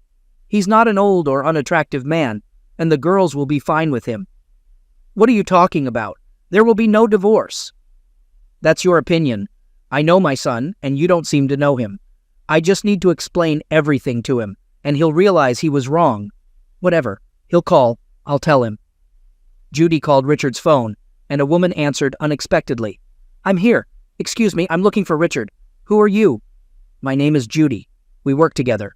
"Oh, I know. Let me tell you, honey, I kicked him out. Don't call him. He doesn't have a phone. Is something wrong?" "You don't know? I've moved to 2 different cities because of this cheater and womanizer, but I'm not leaving this new house." "Where's Richard?" "How should I know? I kicked him out. Maybe he's at your place." "He doesn't know where I live. Why would he be at my place?" "He knows everything, including your address. He's with you at work. But he wasn't the only one involved with you and had plans. He intended to meet all of you while I was on vacation." "Except I wasn't going anywhere. Hank and his daughters were going to a ski resort out of town. He knew some of the staff there, called one of them on the way. It turned out that Mark, a former classmate of his, went up the mountain and became the director of the base. After explaining the situation to him, Hank asked to accommodate him and the girls for the winter vacation. Mark replied, "Hank, anything for you. A house for 3 people? That's a dream come true. Great. I have a company waiver and 3 cabins available. I'll reserve one for you." "Excellent, but I have a request. If someone calls, don't confirm that I'm with my daughters on this base vacation. All right, I'll reserve the cabin for you. When are you coming? We're about an hour and a half away. I can't drive too fast. The roads are slippery. Okay, I'll set the table in your cabin at the entrance. Just tell them you're here to see Mark, and they'll direct you. An hour and a half later, they reached the ski lodge's gates. They informed the gatekeeper that they were there to meet with Mark, who directed them where to go. There was a sheltered parking lot near the lodge, and Hank parked the car there. They took their belongings and entered the house. Mark was waiting at the table. Seeing them arrive, he said, "Hurry up. Everything on the table is getting cold. You're always in a rush. Let my girls freshen up, wash their hands, and explore a bit. There are 2 bedrooms upstairs and 1 on the ground floor." Alice and Gwen, taking their things, headed upstairs. They had already changed into their tracksuits and found the room satisfactory. Hank's daughters were growing up and looking good. "Where's Judy? Why hasn't she come?" "That's a separate story. I'll tell you later. Let's toast to our meeting. You're eager and yet slow." The friends raised their glasses in a toast and reminisced, occasionally interrupted by Hank's daughters' questions. Eventually, Gwen asked Mark about other entertainment options at the ski lodge. "Right now, there's a dance party in the hall. We didn't bring anything for dancing. There's no dress code. You can come as you are." "So, no specific dress rules? Can we go too?" "Of course. I'll call one of my staff and they'll take you there." Mark made the call, and a few minutes later a young employee arrived to escort Alice and Gwen. After they left, Mark asked Hank about his wife. "Decided to get a divorce." "Why would you do that?" "Remember when I used to date her? There were rumors that she was seeing someone else." "Yeah, there were rumors, but nothing concrete. Well, this guy from out of town shows up, and he ends up becoming the commercial director at Judy's workplace. They started an emotional affair, which I didn't catch at first. He's got a wife, Kira, who's decided to divorce her husband and spilled the beans to me, and today, it all happened." "She cheated on you?" "No, they decided that for the long weekend we shouldn't vacation together, supposedly to strengthen our marriage as we age. I've always been skeptical of sociologists. Sociology is when people who don't understand society conduct research and then try to impose the supposed laws they've discovered, which are often just made up." "You're right about that. Sounds like they made them up for me." "So, what have you decided?" "When I talked to her, I realized that continuing our life would be unbearable, so I decided on a divorce." "What's next?" "Nothing. I need to figure out how to proceed. A group of lawyers is coming here tomorrow. They have an office downtown. I'll ask them for help. Come on, pour a drink." Alice and Gwen returned from the dance around 11 p.m. A ski center staff member had been attentive to Mark's guests and escorted the girls back to the lodge. Hank prepared a late supper for the girls, and they shared a meal together before heading to their rooms. Hank sat on his bed, struggling to hold back tears. It had been a challenging day for him, and he couldn't forget everything that Judy had done. He turned on the tape recorder and listened to the recording, reaffirming that his decision was the right one in the current circumstances. Judy had never waited for her husband, and she had no idea where he might have gone with their daughters. But Hank remembered that he had said promises should be kept, and they had promised their children a trip to the ski lodge, so that's where he had gone, and he suspected that reservations had been made in advance. She powered on the computer Hank typically used, but her extensive search yielded nothing. She couldn't find any information about ski lodges in the area he had been researching. The next morning, Hank woke up to a knock on his door. He called out, "Come in," and his daughters rushed into his room full of energy and excitement. "Daddy, wake up. Let's have breakfast and go skiing on the hill. Then we can go ice skating." "There's an ice skating rink here?" "Yes, there is." "And where do we have breakfast?" "At the cafe. Wash up and I'll be ready in 5 minutes." They headed to the cafe for breakfast. After changing into their skiing attire, they rented skis and took the ski lift up the mountain. They enjoyed skiing until lunchtime. In the afternoon, they returned to the cafe after changing. There, they ran into Mark and his wife. Mark mentioned that the company he had discussed had arrived, including a divorce specialist. "Meet me in my office today. I have a computer and printer, everything you need. I'll take your girls, my wife, and her sister to the ice rink tonight. If you don't mind, we'll meet at my place." "The girls want to go dancing again. We'll join them. We'll dance and then return to our cabin. And don't forget, tomorrow is New Year's Eve. We need to prepare for the festivities." Everything was set. After lunch, Fyodor and Hank went to Mark's office. A lawyer soon arrived, and they discussed the situation. Maria explained the current legal landscape to Hank, which he was not very familiar with. She advised him against making rash decisions about their apartment, saying, "Keep in mind that your girls will grow up and have their own families. They will need their own space. If you move into the apartment with them now, there might be a new husband in the future, which could complicate matters." "But I can't imagine living in the same apartment as her." "Try to envision it and consider proposing a partition. First, explain to your wife that you'll be filing for divorce in court. When will the paperwork be ready? No rush. The courts have their holiday weekends too. I have my laptop with me. I'll prepare it and we can print it later. Additionally, you can reach out to me at my office or hire me to represent you in court. I like the last option." Hank and his daughters celebrated the new year with Mark, his wife, her sister, and a group of lawyers in the ski lodge's large hall. Other vacationers joined in, and it was a lively night filled with music, fun, and dancing. In the early hours of the morning, Hank returned to the cabin with his daughters, who were exhausted and ready for sleep. Hank rejoined the company, and after the main hall festivities ended, they gathered in his cabin. They sat around the fireplace and later retired to their respective cabins. The following days went as planned, with more skiing, ice skating, and dancing. In the evenings, Mark asked Hank, "How are you holding up?" Hank replied, "You know, apart from the daytime fun, there were nights when I shed a lot of tears. But today, I feel more prepared for what's ahead than ever." The day came when Hank and his daughters packed up for their return journey. Hank had a conversation with them, emphasizing the importance of not losing their apartment. They made a stop at the mall for groceries and returned home as darkness fell. Alice and Gwen immediately set about rearranging their rooms, with Gwen moving her things to Alice's room. At that moment, Judy entered and asked, "What are you two doing?" "We're turning Gwen's room into Dad's room, and we're sharing one room." Judy questioned this decision, and Gwen explained, "That's what Dad said." Judy remained dissatisfied and warned, "I won't tolerate any of your boyfriends in the house. You can hang out anywhere you want. Just so you know, I'm filing for divorce." With their room changes complete, the girls got ready for school. Hank started preparing dinner and breakfast for the morning. Judy walked in and tried to initiate a conversation, but Hank remained unresponsive.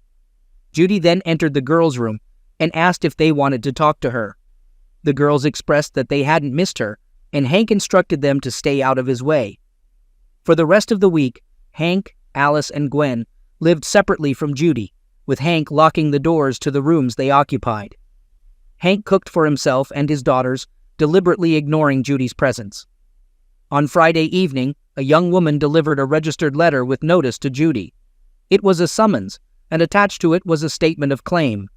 After reading the contents, Judy rushed into the kitchen in tears, asking Hank why he wanted a divorce, and expressing her hope that things could work out.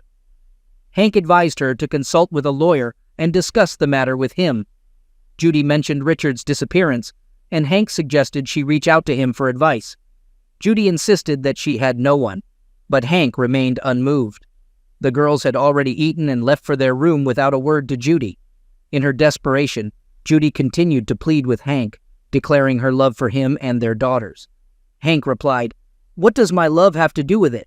I loved you, but that was until I found out you were cheating on me with your old boyfriend, someone you didn't even tell me about. I realized it was foolish to love you. You wanted to talk? Okay, go ahead. Tell me about your phony weekend. What did you plan to do? How are you going to spend it? It's been a while since I heard your marvelous sociological theories from your buddy. Enlighten me with your new stories. And how did you spend your weekend? Did you have fun? I thought it was great that your buddy disappeared once more. So, let's talk about it." Hank finished dinner and began gathering the dishes in the sink. Hearing the clatter of dishes, Alice came into the kitchen and offered to do the dishes. Hank refused her help and suggested she go upstairs to tidy her room. He assured her that he would do the dishes and take care of ironing her clothes, which were already dry. Judy, feeling entirely ignored during the conversation and sensing that Hank didn't want to engage with her, became emotional and went to her room. In the meantime, Hank promptly washed the dishes, turned off the lights, and headed to his room. He noticed a pile of laundry that he had washed during those days, waiting to be ironed. Before going to bed, Hank made his way to the kitchen, where he found Judy sitting in the darkness. Upon seeing him, she said, "Hank, none of this was planned. It just happened. I was seeing Richard at university and then he suddenly disappeared. No, I wasn't pursued or pressured into it. Very few people knew we were dating, and hardly anyone knew he broke up with me. Out of the blue, he appeared at our workplace. We began to interact due to work-related activities, and one day he asked me to have lunch. At first it was just lunch, nothing more. Then something changed. However, he made it clear from the start that there should be no suspicious encounters, and everything had to be carefully planned to avoid our spouses finding out. I reluctantly agreed, thinking it was a fling with no future. This temporary separation was meant to be our first and only date. So, is that why you concocted this story you told me? I didn't realize it would go this far, and I agreed to Richard's proposal. Hank, can't you see that he was just using you? Can you really be so naive? No, it's not that. It's been a while since you've complimented me on my looks, my clothes, or my modern hair. But don't put all of this on me. Just because I haven't been telling you every day how great you look doesn't justify having an affair. Are you saying you're willing to have an affair with anyone who gives you compliments? Over the next few days, Hank prepared for a meeting with child welfare officials. According to his lawyer Maria, their opinion would carry significant weight in court, although the children's views were also taken into consideration. Hank had a lot to handle in a short time, and at night, when he was alone, he found it hard to sleep. His thoughts were consumed by the themes of love and betrayal.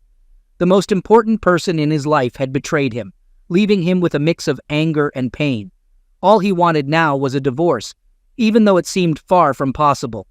He had lost trust in Judy, and their marriage was beyond repair. He also had to think about the children, who had distanced themselves from their mother. During a conversation, Judy argued that, for the sake of the children, they should stay married and try to make their marriage work. Hank's response was, "I believe our children need to know that their parents love them unconditionally. Our daughters are not responsible for what happened. They're old enough to form their own opinions about us, and you need to understand that I haven't spoken ill of you to them. They formed their judgments based on what they overheard when you were criticizing me about our temporary separation for a long weekend." Hank continued, "Judy, I'm proud of our kids. They quickly grasped what was happening between us and your lover. They discussed it among themselves, and I'm sure their decisions were not made lightly. When we left, they were extremely upset with you. Speaking with them changed my plans for the long weekend and the course of my life. The girls know more than you might think." Judy asked, "Do the girls hate me?" Hank replied, "For someone with a degree in sociology, you show surprising understanding. I didn't expect that.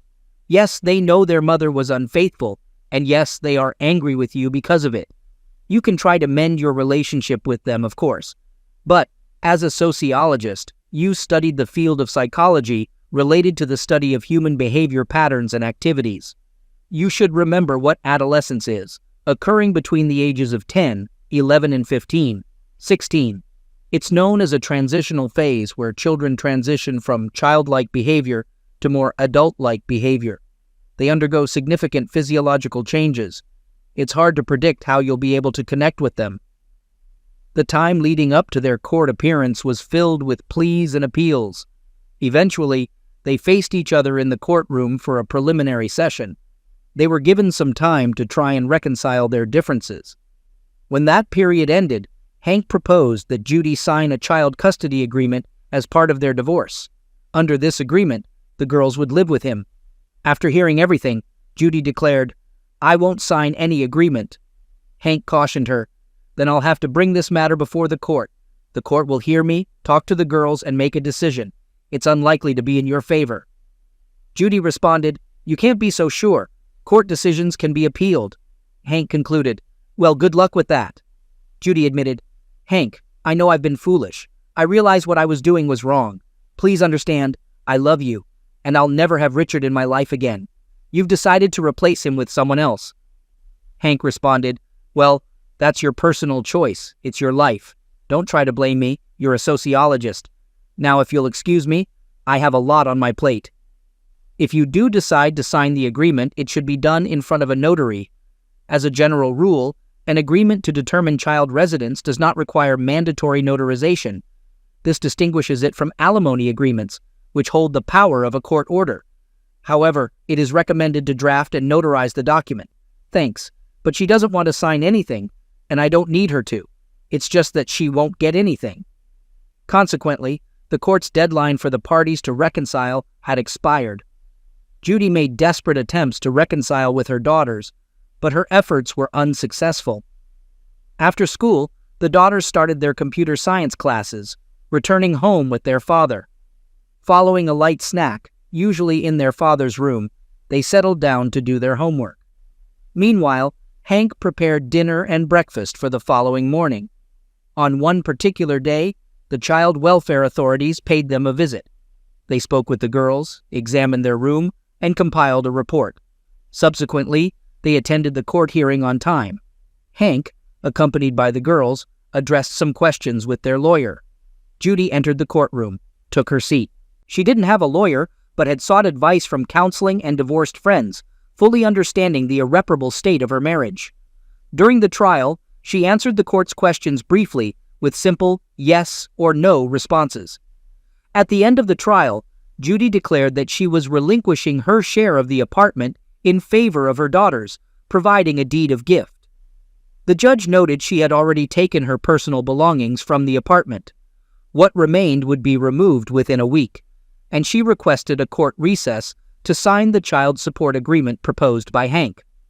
After the recess, she added, "I am willing to voluntarily pay child support to Hank because I understand that the court's decision may not be in my favor." Hank responded, "To ensure transparency regarding the money I receive as child support, I propose the defendant open a separate account for each of her daughters and transfer the funds there. I believe they'll need that money when they come of age." The judge heard both parties and clarified that alimony and the division of the apartment weren't part of the initial claim, so the court wouldn't address them. As for the child support agreement and the divorce, these issues would be decided. The court recessed to make a decision. Eventually, Hank and Judy left the courthouse, officially divorced. The girls, who had been excused from the courtroom after their hearing, were found sitting on a bench near a bus stop, enjoying ice cream despite the cold. Seeing them, Hank inquired, "Girls, what are you doing? It's freezing outside." The girls explained they had brought the ice cream home and believed it was harmless to have in the winter and could even soothe a sore throat. There was a bit of paradox to it. Hank questioned why 19 was chosen as the age for them to access the money. The girls responded, "That's what we decided." Judy honored her promise and left the apartment. She moved in with her parents, where she cared for her ailing mother. Hank agreed to let her visit her daughters once a week, although Alice and Gwen were hesitant about it. On these visits, Judy spent time with her daughters at their residence. Epilogue: Hank spent a long time on his own. On New Year's Eve, he and his grown-up daughters vacationed at a ski resort, often in the company of Mark's wife's sister, Katya. They started to develop a relationship, but Hank wasn't in a rush to make any commitments. For him, the most important focus in life remained his daughters, whom he continued to nurture and guide. Katya didn't have any children of her own, but she got along well with Alice and Gwen. Although there was some initial jealousy on the part of the girls, Hank treated Judy respectfully, allowing her to visit their daughters and maintaining communication. However, they were no longer a couple or friends. Alice and Gwen matured without causing difficulties. Hank, who surrounded his daughters with love and care, saw the arrival of Katya as something that brought their family closer together.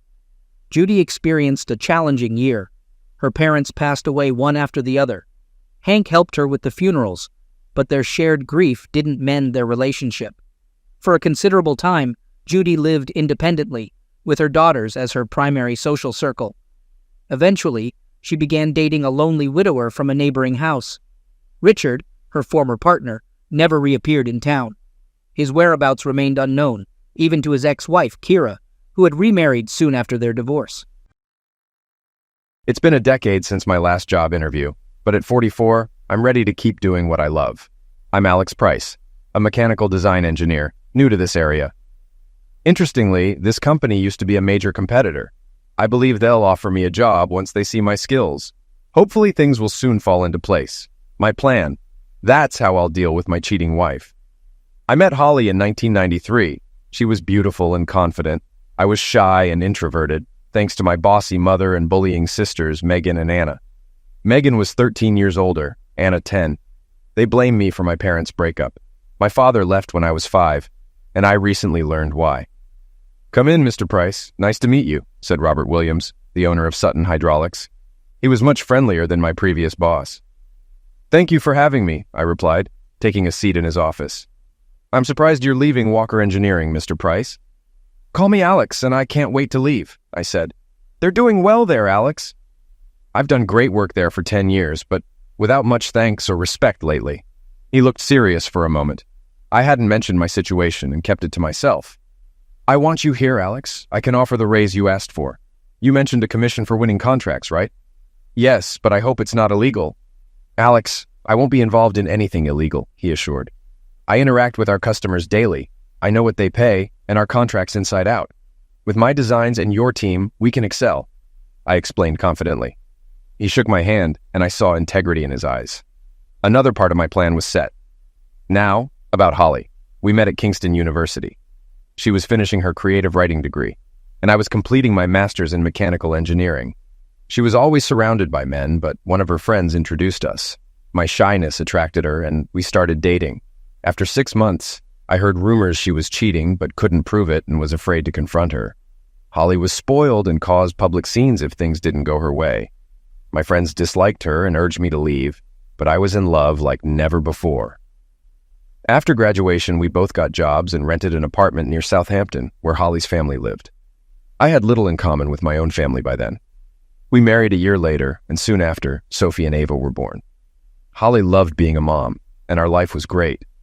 I received several promotions and started working for Walker Engineering 10 years ago. Pay raises and bonuses helped us save for a better house. But 2008 was tough.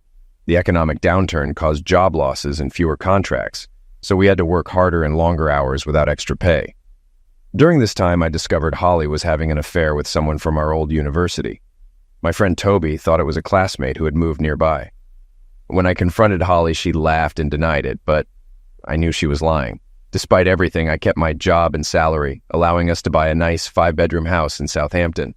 Holly always wanted a house that reflected our status. We got a good deal, though the mortgage was high.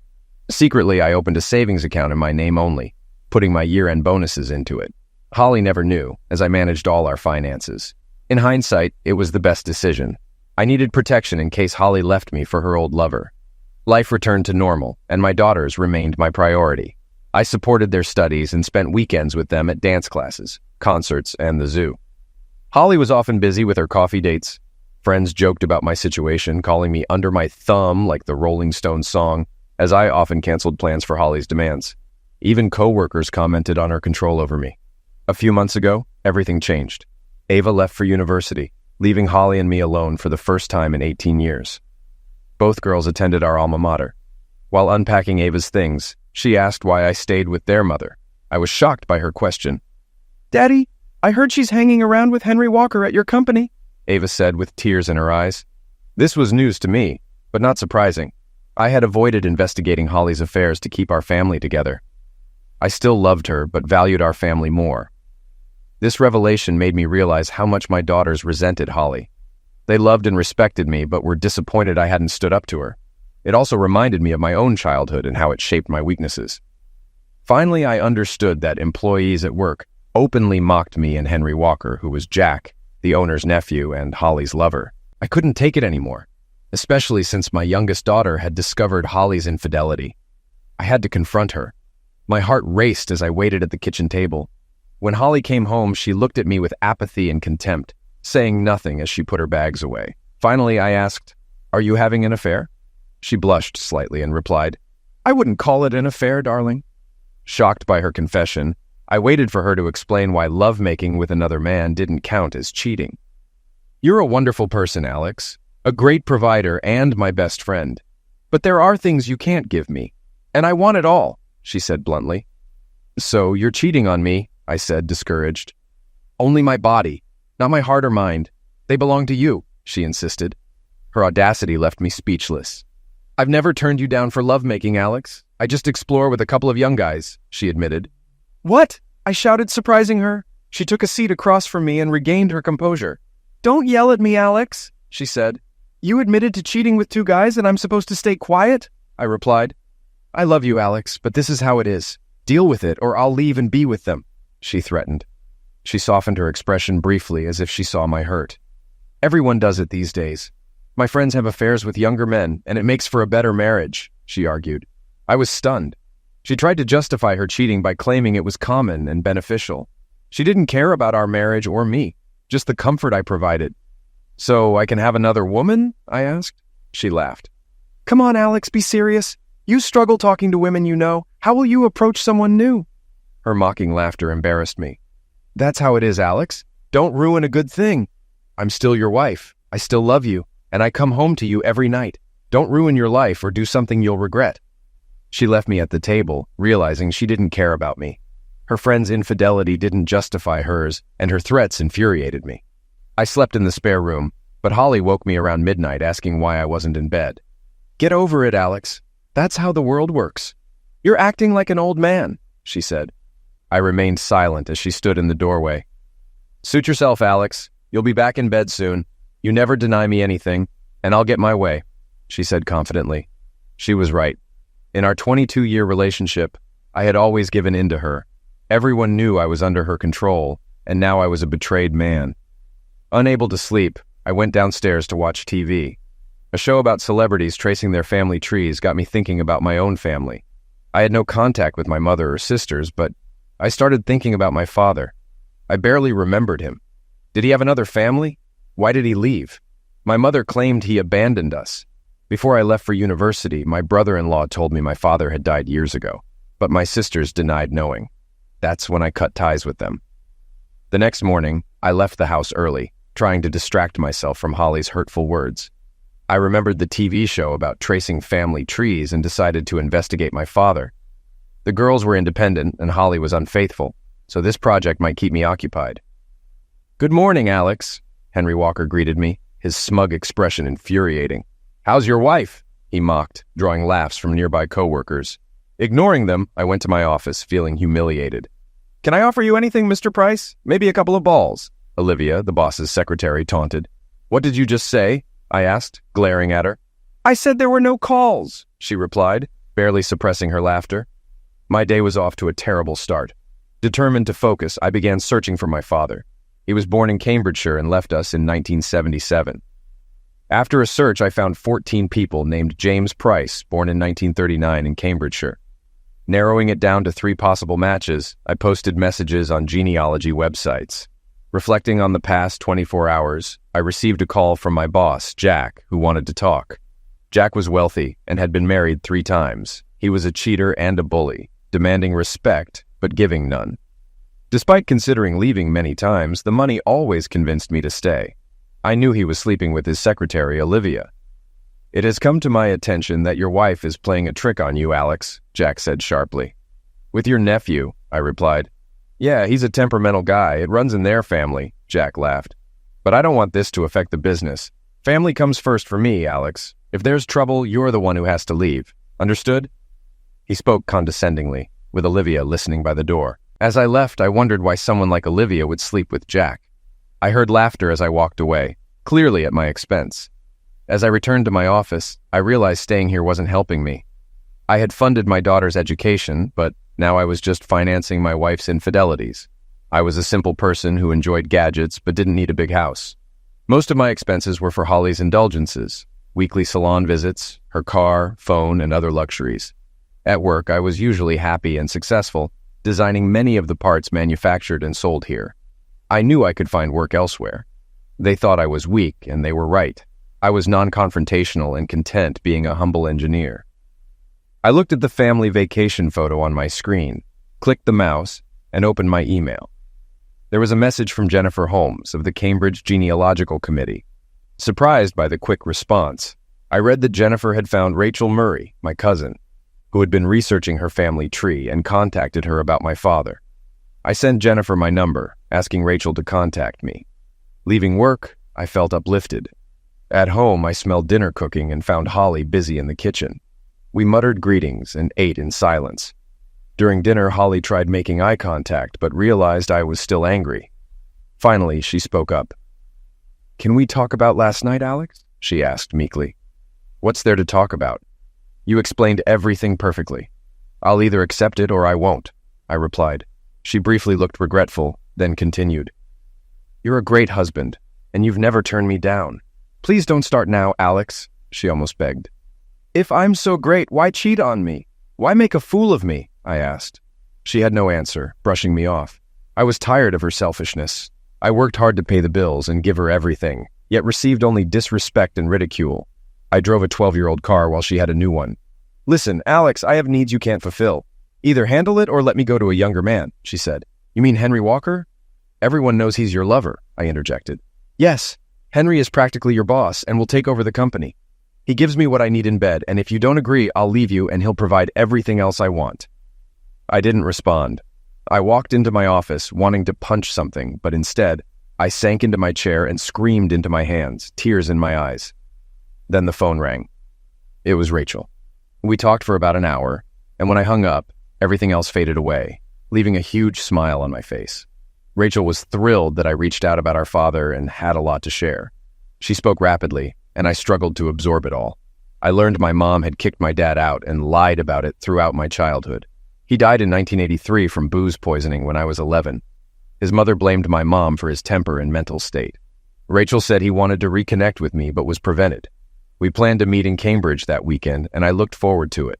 The week dragged on, with the same routine at home and mockery at work. Henry and his friends hung underwear on my office door with a note saying, "Please go back to your wife." I felt broken and cried at my desk, overwhelmed with blame. Saturday finally arrived. I told Holly I was visiting a friend in London, and she didn't care. The drive to Cambridge was stressful, and I arrived an hour late, but Rachel greeted me warmly. I met her husband Greg and their children, Grace and William. We quickly moved on to discussing our family and my father. Rachel and Greg were warm and enthusiastic, eager to share our family story. During my visit, I also met David and Lucy Price, Rachel's brother and my cousin. David added more details about our father. After lunch, we took a short trip, giving me time to reflect. When we returned, David and I talked about work and family life. Sensing my troubles, I confided in my new cousins, who assured me of their support. I left Cambridge with a new perspective. Realizing that I had a kind and honest family gave me hope. I needed to sort out my life for my girls, my friends, and my new family. When I got home at 8 p.m., Holly was about to go out. "Where are you going, Holly?" I asked. "Out with friends." "You mean Henry or Max?" I snapped. She looked surprised that I knew her other lover's name. I gave her a pleading look. "Please, Holly, I'm asking you to stop and be my wife." "Stop being silly, Alex. I'm your wife and always will be. Don't deny me my pleasures and I'll make your life easier. I'll be back by midnight." Ignoring my plea, she approached with open arms, but I turned away. Unfazed, she picked up her Prada purse and headed for the door. "Holly, as your husband, I'm asking you not to do this," I said, my voice harsher. She paused, then laughed. "What are you going to do, Alex? Leave me? You'll never have the courage. We both know you'll always be by my side." Her words stung, echoing in my head. I knew she was spoiled and selfish, but I believed she loved me. I realized I had been a fool for too long and needed to make plans to end this. I started planning immediately, consumed by thoughts of her infidelity. I needed to sever my emotional ties to her. I found an old photo of my mom and sisters, cut out Holly's face, and pasted it next to theirs. It symbolized the end of my affection for her. I placed it on my desk as a reminder. By 12:45 a.m., I had decided on my next steps. I knew it might take weeks and I would need help, but I was determined to follow through. I heard someone stumble out the door and saw Henry Walker's car pull away. When Holly came upstairs, I quickly erased my story from the computer. I'd have to use incognito mode in the future. After she went into our bedroom, I went downstairs to make coffee, thinking about my future away from this place. Without my daughters, it wouldn't be so bad, and I decided to move closer to them. Monday morning, I arrived at work, determined not to lift another finger. Jack Walker could fire me for all I cared. Ignoring the taunts, I focused on my plan.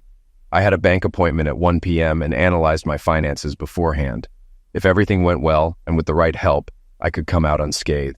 The meeting went as planned. I closed my savings account and removed my name from our joint account. I also closed my ISA for cash. I bought 2 digital voice recorders, a 500 GB USB drive, and a new hard drive for my PC. Back at the office, I cracked Jack's password and accessed the company's client files. His username was his wife's name, and the password was Jack240656. I copied all the files to the USB drive, including my designs for an energy-efficient hydraulic pump system. Then I erased my computer history, replaced the hard drive, and reinstalled Windows. I spent the rest of the day researching competitors and looking for engineering jobs in South London and Surrey. That evening, I found a job opening at a competitor going through a financial downturn. They were offering £10,000 less than my current salary, but it was close to what I wanted. I sent an email with my CV. That night, I decided to sleep in our bed to avoid disturbing Holly. I made sure to be asleep when she came in. When she rubbed against me, I felt sick, but the disgust would help me in the long run. The next day, I got a call from a surprised Robert Williams at Sutton Hydraulics. He couldn't believe I was considering leaving Walker Engineering for his small company. He offered me the job immediately, but I insisted on an interview. He agreed the next day. With that set, things started moving quickly. I had time, so I looked for apartments. I found a nice 2-bedroom for £1,200 a month, 15 minutes from my daughters and 5 minutes from work. I scheduled a viewing for the day after my interview with Robert. I told Jack I needed to meet my daughters in Kingston to sign papers, and he just said to go. That night, I called my best friend, Toby Brown. We'd known each other since 6th grade, and both attended Kingston, though he studied finance and math. Now, he was a banking analyst living in Twickenham with his wife and kids. He and his wife hated Holly, so we rarely socialized as couples. Holly was jealous of Sarah, Toby's ambitious wife, who was a successful web developer. I arranged to meet Toby the night after my interview and apartment viewing. He knew I had something on my mind, but I told him I'd explain everything when we met. I had a lot to think about. Today was crucial for my immediate and long-term plans. I wasn't sure how my daughters would react. Before recent events, I planned to retire at 55, possibly investing in a villa in Italy. My mortgage would be paid off by 50, and those extra 5 years would build a nice fund. The new job was 20 minutes from my daughter's apartment. The interview went well, and the apartment was perfect. With time to spare, I grabbed lunch for my daughters and headed to their place. I was paying half their rent. Approaching their apartment, I wasn't sure what to say. I didn't know how much they talked to their mom, but I didn't want to hide anything from them. When they saw me, they ran up and hugged me as I walked through the door. My smile was huge. I missed them so much. "Daddy, Daddy," they shouted, laughing like toddlers. They led me into the house, and I laid out the lunch I had grabbed on the way. We ate while they told me about their lives in school. I was so proud of my girls. Sophie was studying pharmacology, and Ava was studying nursing, both caring professions. I talked about our new family and promised we would meet them soon. After lunch, I sipped my coffee, knowing they sensed something. "What is it, Daddy? Spill it," Sophie said. "Well, you know your mom cheated on me, right?" I said. They nodded. "I've had enough, and I'm going to leave her," I muttered to their smiles. "Good," Ava said. "About time, Daddy," Sophie added. "You're not mad?" I asked. "No, Daddy. She's been awful to you," Sophie said. I almost reprimanded her, but didn't. Good for Sophie, I thought. I felt ashamed they had witnessed this growing up and hoped they wouldn't follow in their mother's footsteps. I hoped I hadn't hurt them. "What are you going to do, Daddy?" asked Ava. I told them about my new job and moving closer to them.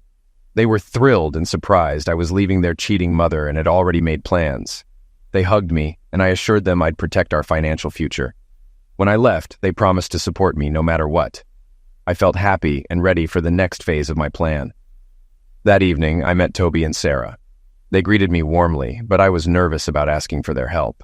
They wanted to know what was going on, so I told them everything. They were more surprised by my resistance than by Holly's infidelity.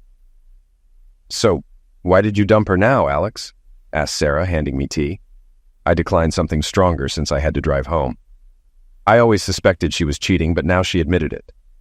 I also discovered something that made me say I'd had enough. I told them about meeting my cousins and learning my mom kicked my dad out, with my sisters siding with her. My father was just like me, but this time my girls are on my side. "So it was this discovery that made you stand up for yourself?" asked Toby, worried. No, I visited my father's grave, laid flowers, and saw the engraving. It shocked me and made me realize I had to leave, I explained. What was that, Alex? They asked in unison. It had a rose on it, with the inscription, "In memory of him." Below was his birth date and the age at which he died. There was a moment of silence. He died at 44, the age I am now. Toby and Sarah recoiled slightly, understanding the gravity of my news. I realized I had a choice: follow my father's destructive path or fight back. I decided I wasn't going to liquidate myself trying to be the perfect husband while being bullied and ridiculed. Admitting my struggles to my friends was harder than I expected. Toby's concern threw me off. What do you want from us, Alex? He asked. Please refuse if it's too much, but I have a plan to protect myself and bring Holly down, I said. I explained that in 2008, I opened a separate savings account, putting all my bonuses and spare cash into it. Luckily, I got our mortgage in my name only because Holly had no employment history. My savings, with interest, are now worth £60,800. I have £120,000 left on the mortgage, but houses nearby are selling for over $500,000. I needed Toby's help to get a short-term loan for £60,000 to pay off the mortgage before the divorce. Sarah interjected. Why bother? She can still get half. Except for the £60,000 in savings I'm keeping, I said. But I need you to incorporate a new company. You want to transfer ownership of your house to the new company? Toby asked. Yes, that way she can't touch it. Once the mortgage is paid, I just transfer the paperwork to your company. Toby and Sarah exchanged glances. Will that work, Alex? Won't she fight for everything? Toby asked. She doesn't have the money for a big legal battle, and her parents won't want to pay if they know she's a cheater. Plus, I plan to use her low opinion of me. How? Toby asked. She thinks I'm a coward who'll never leave. So I won't ask for a divorce until the house is sold and the money is moved. By then, she won't be able to do much. Toby smiled. I never knew you had it in you, Alex. I'll help. But you know a good lawyer will try to trace the money, right? Yes, but it'll take time and she can't afford a big legal bill. After another hour of conversation, I headed home. Everything was falling into place. I decided not to file for divorce immediately. I didn't plan to remarry and needed more time. Holly wouldn't notice my absence for at least a month. I laughed to myself. By next week, I'd be gone. When I got home, it was almost 2 a.m. Holly was sound asleep, showing no remorse. I decided to sleep in the spare room. Thursday morning, I was up and out before Holly woke. I wrote my resignation letter and called Toby around lunchtime. I've got good news, bad news, and good news again, buddy. Okay, let's hear it, I said, laughing. The good news is I registered the company. The bad news is you'll need serious collateral, like a house, to get the loan, and that won't work for you. Frustrated, I was thinking of a solution when Toby continued. Alex, Sarah and I have decided to transfer £60,000 into your account now. Just pay us back when you can. Stunned and grateful, I said, This is too much, Toby. You've already done so much. Just take the money and do what you need to do, he insisted. Thank you, Toby. You have no idea how much this helps. Just get away from that disrespectful scammer and be happy. I gave him my details and ended the call. Next, I called the bank to set up a meeting for the next day. After work, I drove to the local Land Rover dealership. I knew the owner, John Reeves, since I bought Holly's Range Rover Sport there 10 months ago. Hello, Mr. Price. Looking for a new car? John greeted me. No, John. I want to discuss selling my wife's car and paying off my debt. Everything okay? He asked. Yes, but you know how demanding she is.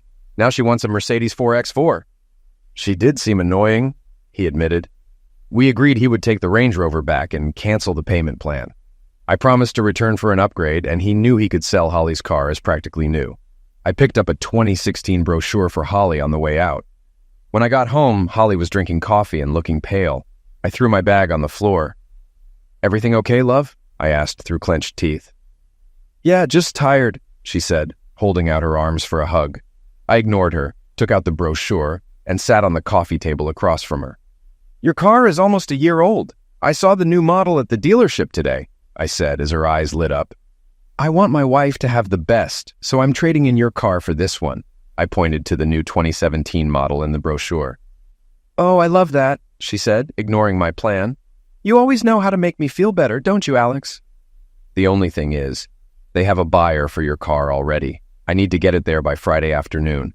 I'll finish work early and drive it to the dealership. You can use mine this weekend to visit your loved ones." Holly recoiled, looking shocked and confused. "What's wrong?" I asked. "Nothing, Alex. I just thought you were still mad about our arrangement," she said. "It wasn't our arrangement, Holly. It was yours. I didn't have a say in it, but I guess I don't really have a choice, do I?" I replied, hoping for an answer. She nodded, seeming to think she had won. "I love you, Alex." I met her concerned look, but said nothing, walking away to the kitchen. The phone rang, and I answered it in the garden. Toby confirmed the money transfer. I was ready. The next day, I went to the bank and met with a mortgage loan officer. She seemed about my age, but wasn't wearing a wedding ring. I briefly wondered if there was life after Holly, but dismissed the thought. An hour later, the mortgage was paid off, and my remaining accounts were closed. I opened a new account at another bank and felt relieved knowing I wouldn't owe anything unless Holly hired a lawyer. Back at the office, I ignored Olivia and sat with my coffee, planning the next step.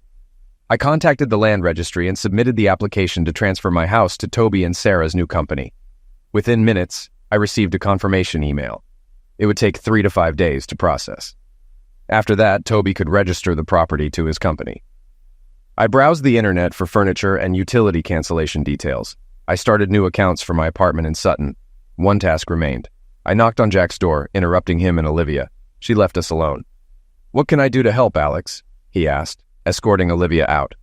I placed my resignation letter on his desk. He looked puzzled. "What is it?" he asked. "I have resigned. I think it's best if I leave immediately. Given our family situations, you won't want me here long." He looked stunned. "I'd appreciate my P45 by Monday.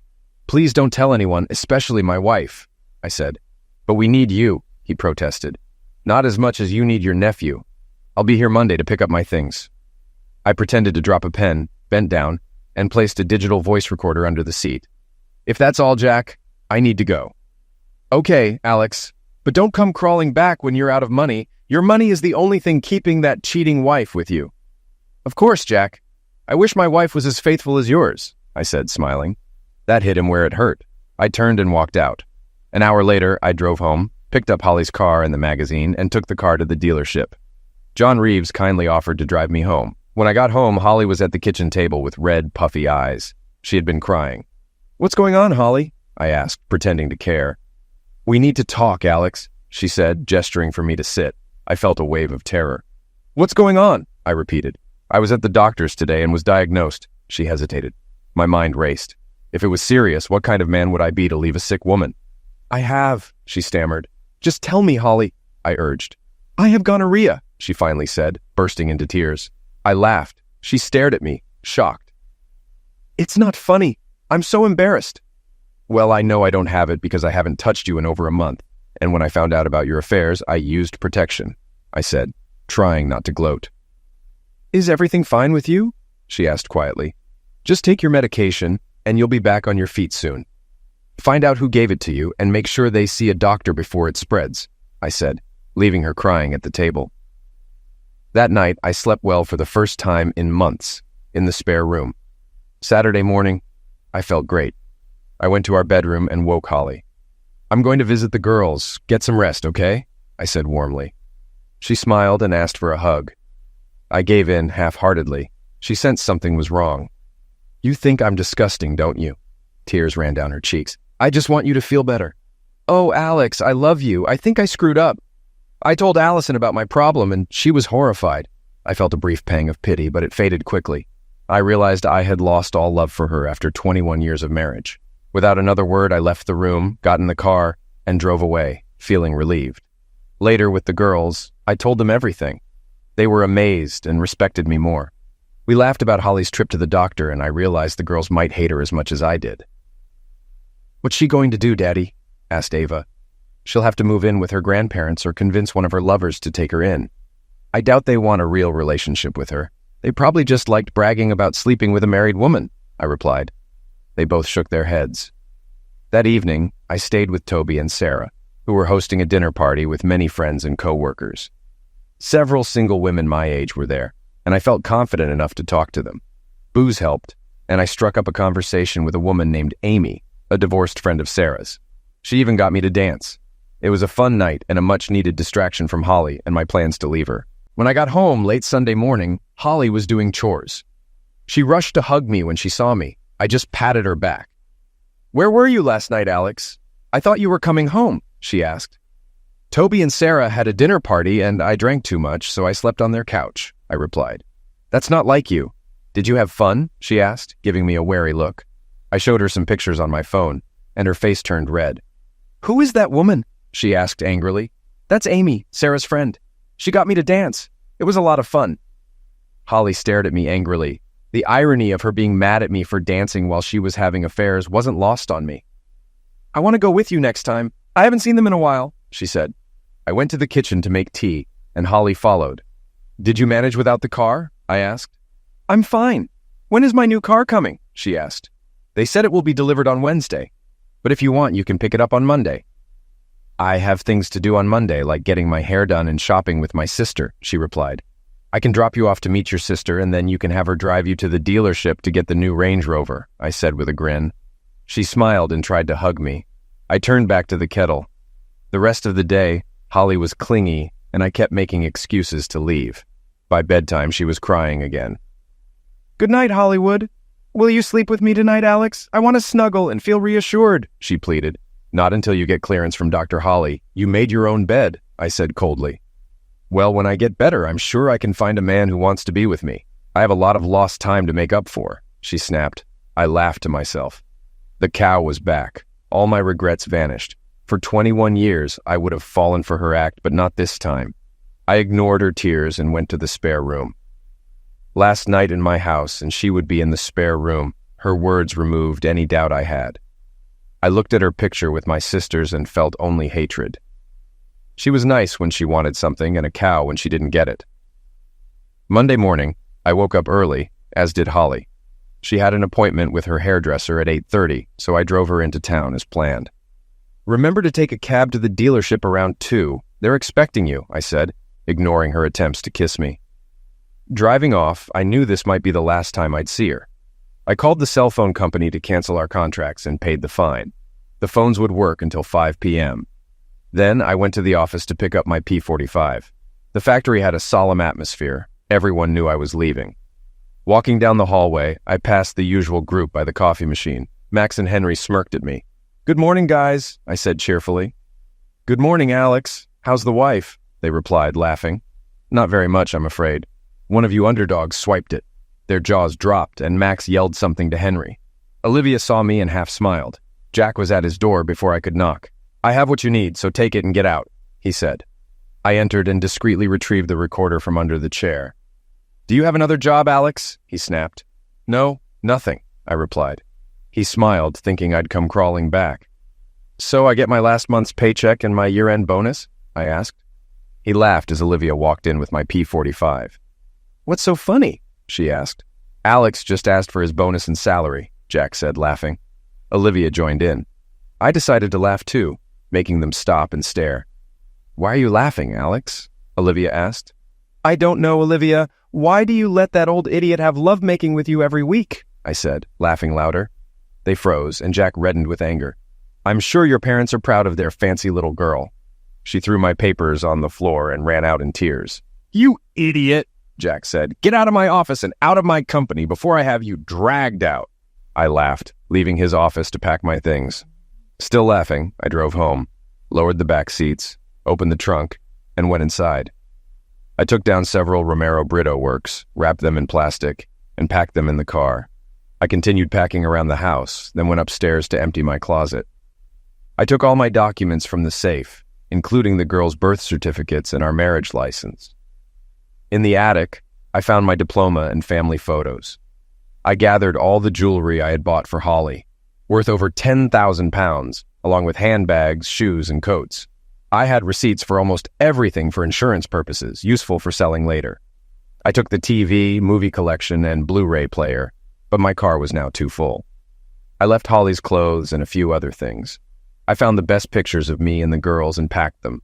I made tea and took a moment to relax. I called to cancel satellite TV, phone, internet, gas, and water.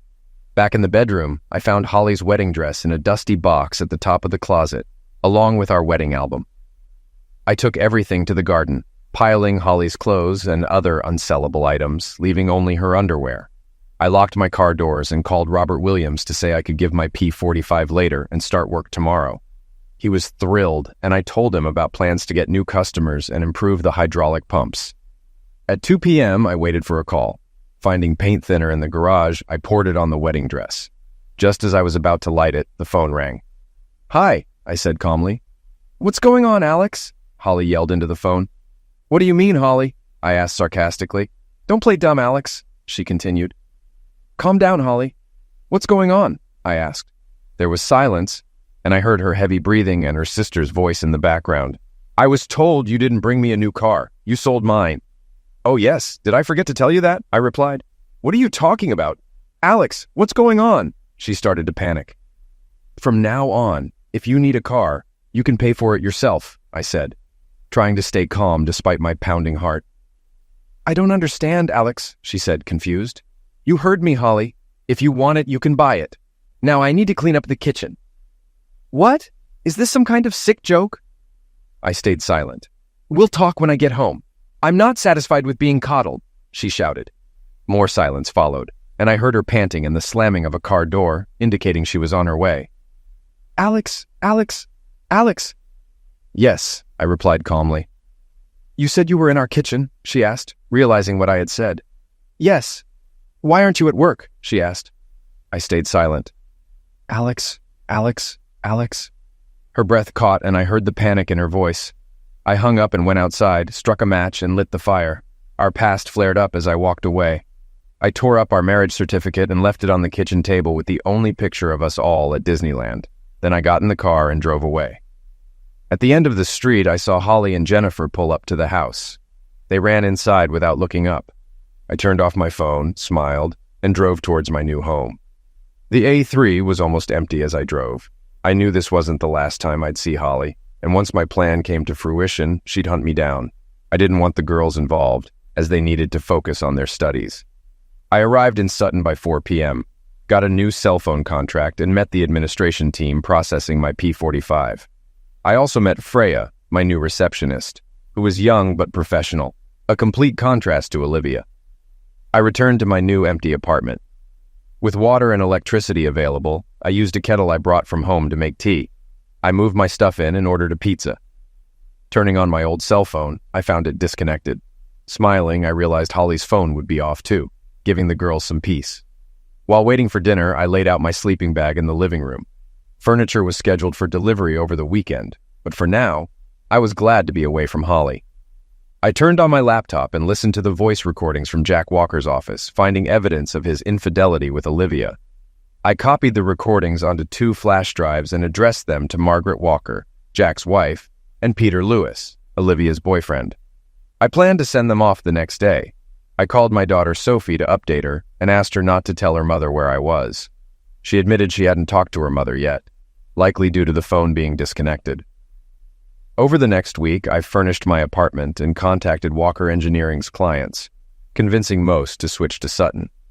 A few stayed with Jack, but most disliked him and tolerated him only because of our superior products. I knew Jack wouldn't immediately understand why he was losing customers, but I didn't care. With the utilities shut off at my old house, Holly would realize I wasn't coming back. Unable to afford the bills, Toby could safely start the selling process. Sarah happily took on the task, and by the end of the week, the house was up for sale. Around this time, Ava contacted me. Holly had moved into her parents' house, and they were upset with her behavior. Holly was furious with me, but I found satisfaction in it. However, I knew the ordeal wasn't over yet. By the weekend, I was invited to another dinner party at Toby and Sarah's house. Amy would be there and had asked about me. She had been divorced a few years ago, gaining the house, custody of her children, and financial support. Sarah shared my situation with her, and Amy was interested in meeting me, so they planned this dinner party. Amy was 2 years younger than me with 2 teenage children. Though it felt like a setup, I decided it couldn't hurt. The dinner was a success. For the first time since planning to leave Holly, I felt relaxed. Amy understood my situation and didn't push me. We drank, danced, and exchanged numbers, agreeing to talk if needed. I stayed in Toby's spare room, fighting a hangover the next morning. Sunday brought great news. The house had 2 serious offers, and I accepted one for £550,000. I planned to open an ISA for the girls and have Toby invest the rest. I'd repay Toby and keep some cash in a home safe. Toby informed me the sale could be quick. I contacted movers to clear out the house. Holly became more angry and threatening, but I assured the girls it would be over soon. On Tuesday, I learned that Walker Engineering had to cut 50% of their staff, and Mrs. Walker was divorcing Jack due to infidelity. I felt no sympathy, already thinking of my commission checks. I didn't know what happened to Olivia and her boyfriend, but I was sure they got my gift, just like Mrs. Walker did. Even if not, she surely knew why Mrs. Walker was divorcing Jack. I wondered what her friends and family thought about her affair with an older man. To reward me for my new job, I was given a brand new Land Rover Discovery HSE and over £30,000 in commission. While admiring my new car from my office window, I saw a familiar Ford Focus pull into the parking lot. It was Diana's car, Holly's mom. I sat back, waiting for the inevitable call. The phone rang. "Mr. Price, there's a woman in the waiting room who claims to be your wife," said Freya, my secretary. "Tell her I have a meeting and will be down in an hour." 3 hours later, she was still there. I decided to leave for the night. If she saw me, I'd deal with it. If not, I'd just drive past. She didn't know my new car. As I got into my car, she screeched up, blocking my way. She stormed over, looking disheveled in her sister's old clothes. "You idiot!" she screamed, missing a slap. "I hate you! I hate you!" "Yeah, I hate you too, Holly. Say what you want and get out of my life," I said calmly. She just cried. "You ruined my life, you idiot," she whispered. I stayed silent. "You destroyed all my belongings, my wedding dress and clothes. And then you cancel and force me to move in with Mom and Dad," she continued. "Is that all, Holly? Haven't you anything to say for yourself?" she shouted. I invited her into my car to avoid a scene. She looked terrible, aged and worn down, possibly from the venereal disease. "Please come home, Alex. We can put all this behind us. I forgive you." Did she just say that? "You forgive me?" I asked, hoping I'd misheard. "Yes, Alex. I will forgive you for destroying my things and my life." "Are you delirious, Holly?" I asked.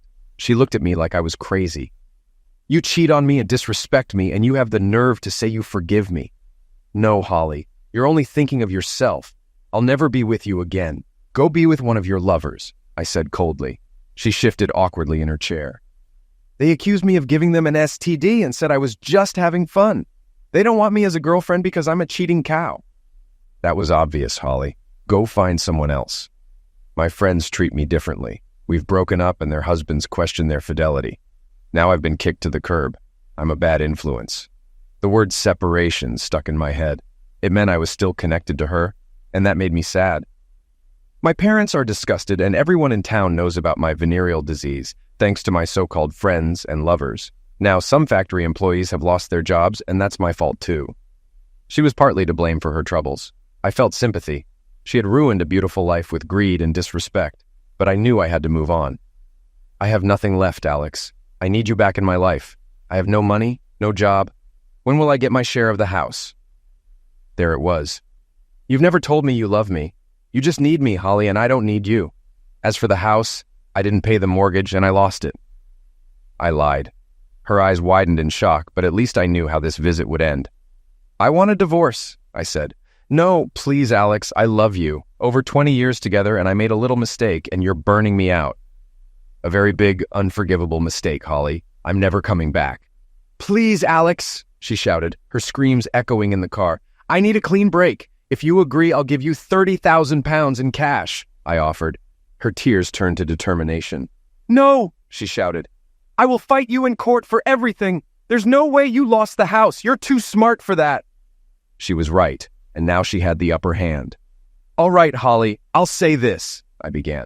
"You're never getting a penny from me." She moved closer. "I'll fight you for everything, Alex. You have no money, Holly, and I'll move my assets so much. You'll spend a fortune trying to find them. I'm smart. By the time your lawyer catches up, the bill will negate any benefit. Take the money I'm offering or I'll give it away too." "It's your choice," I said sternly, keeping my eyes on her. "You idiot. I loved you and bore you children, and this is how you treat me?" she said angrily. "Thanks to me, our girls will go far. They won't be liars and cheats. They'll be selfless, not selfish like their mother. So take the money and get out of my life." My anger started to surface, and she looked at me like I was a stranger. "All right," she hissed. I'll take the money and agree to the divorce. Okay, I'll set it up. With those words, she got out of my car and slammed the door shut. A few seconds later, she sped out of the parking lot. The next day, I filed for divorce on grounds of infidelity. A week later, I met Holly at the girls' apartment. The sale of the house went through, but I held off on the money transfer until the papers were signed. We tried to be polite in front of the girls, but it was difficult. I handed Holly the money and she signed the papers. I kissed the girls goodbye and wished Holly good luck. As I was about to leave, she started crying again, likely for the girls' benefit. Sophie and Ava looked at me knowingly. "I'll see you next weekend, Dad," Ava said as I walked to the door. I went back into the room. Holly was still sobbing, ignored by everyone. I remembered what Ava meant. "Oh yeah, the Coldplay concert. Are we meeting in London or driving together?" Sophie asked. "I'll talk to Amy and let you know during the week," I replied before leaving. As I walked out the door, I heard Holly yelling something, but I ignored it and left.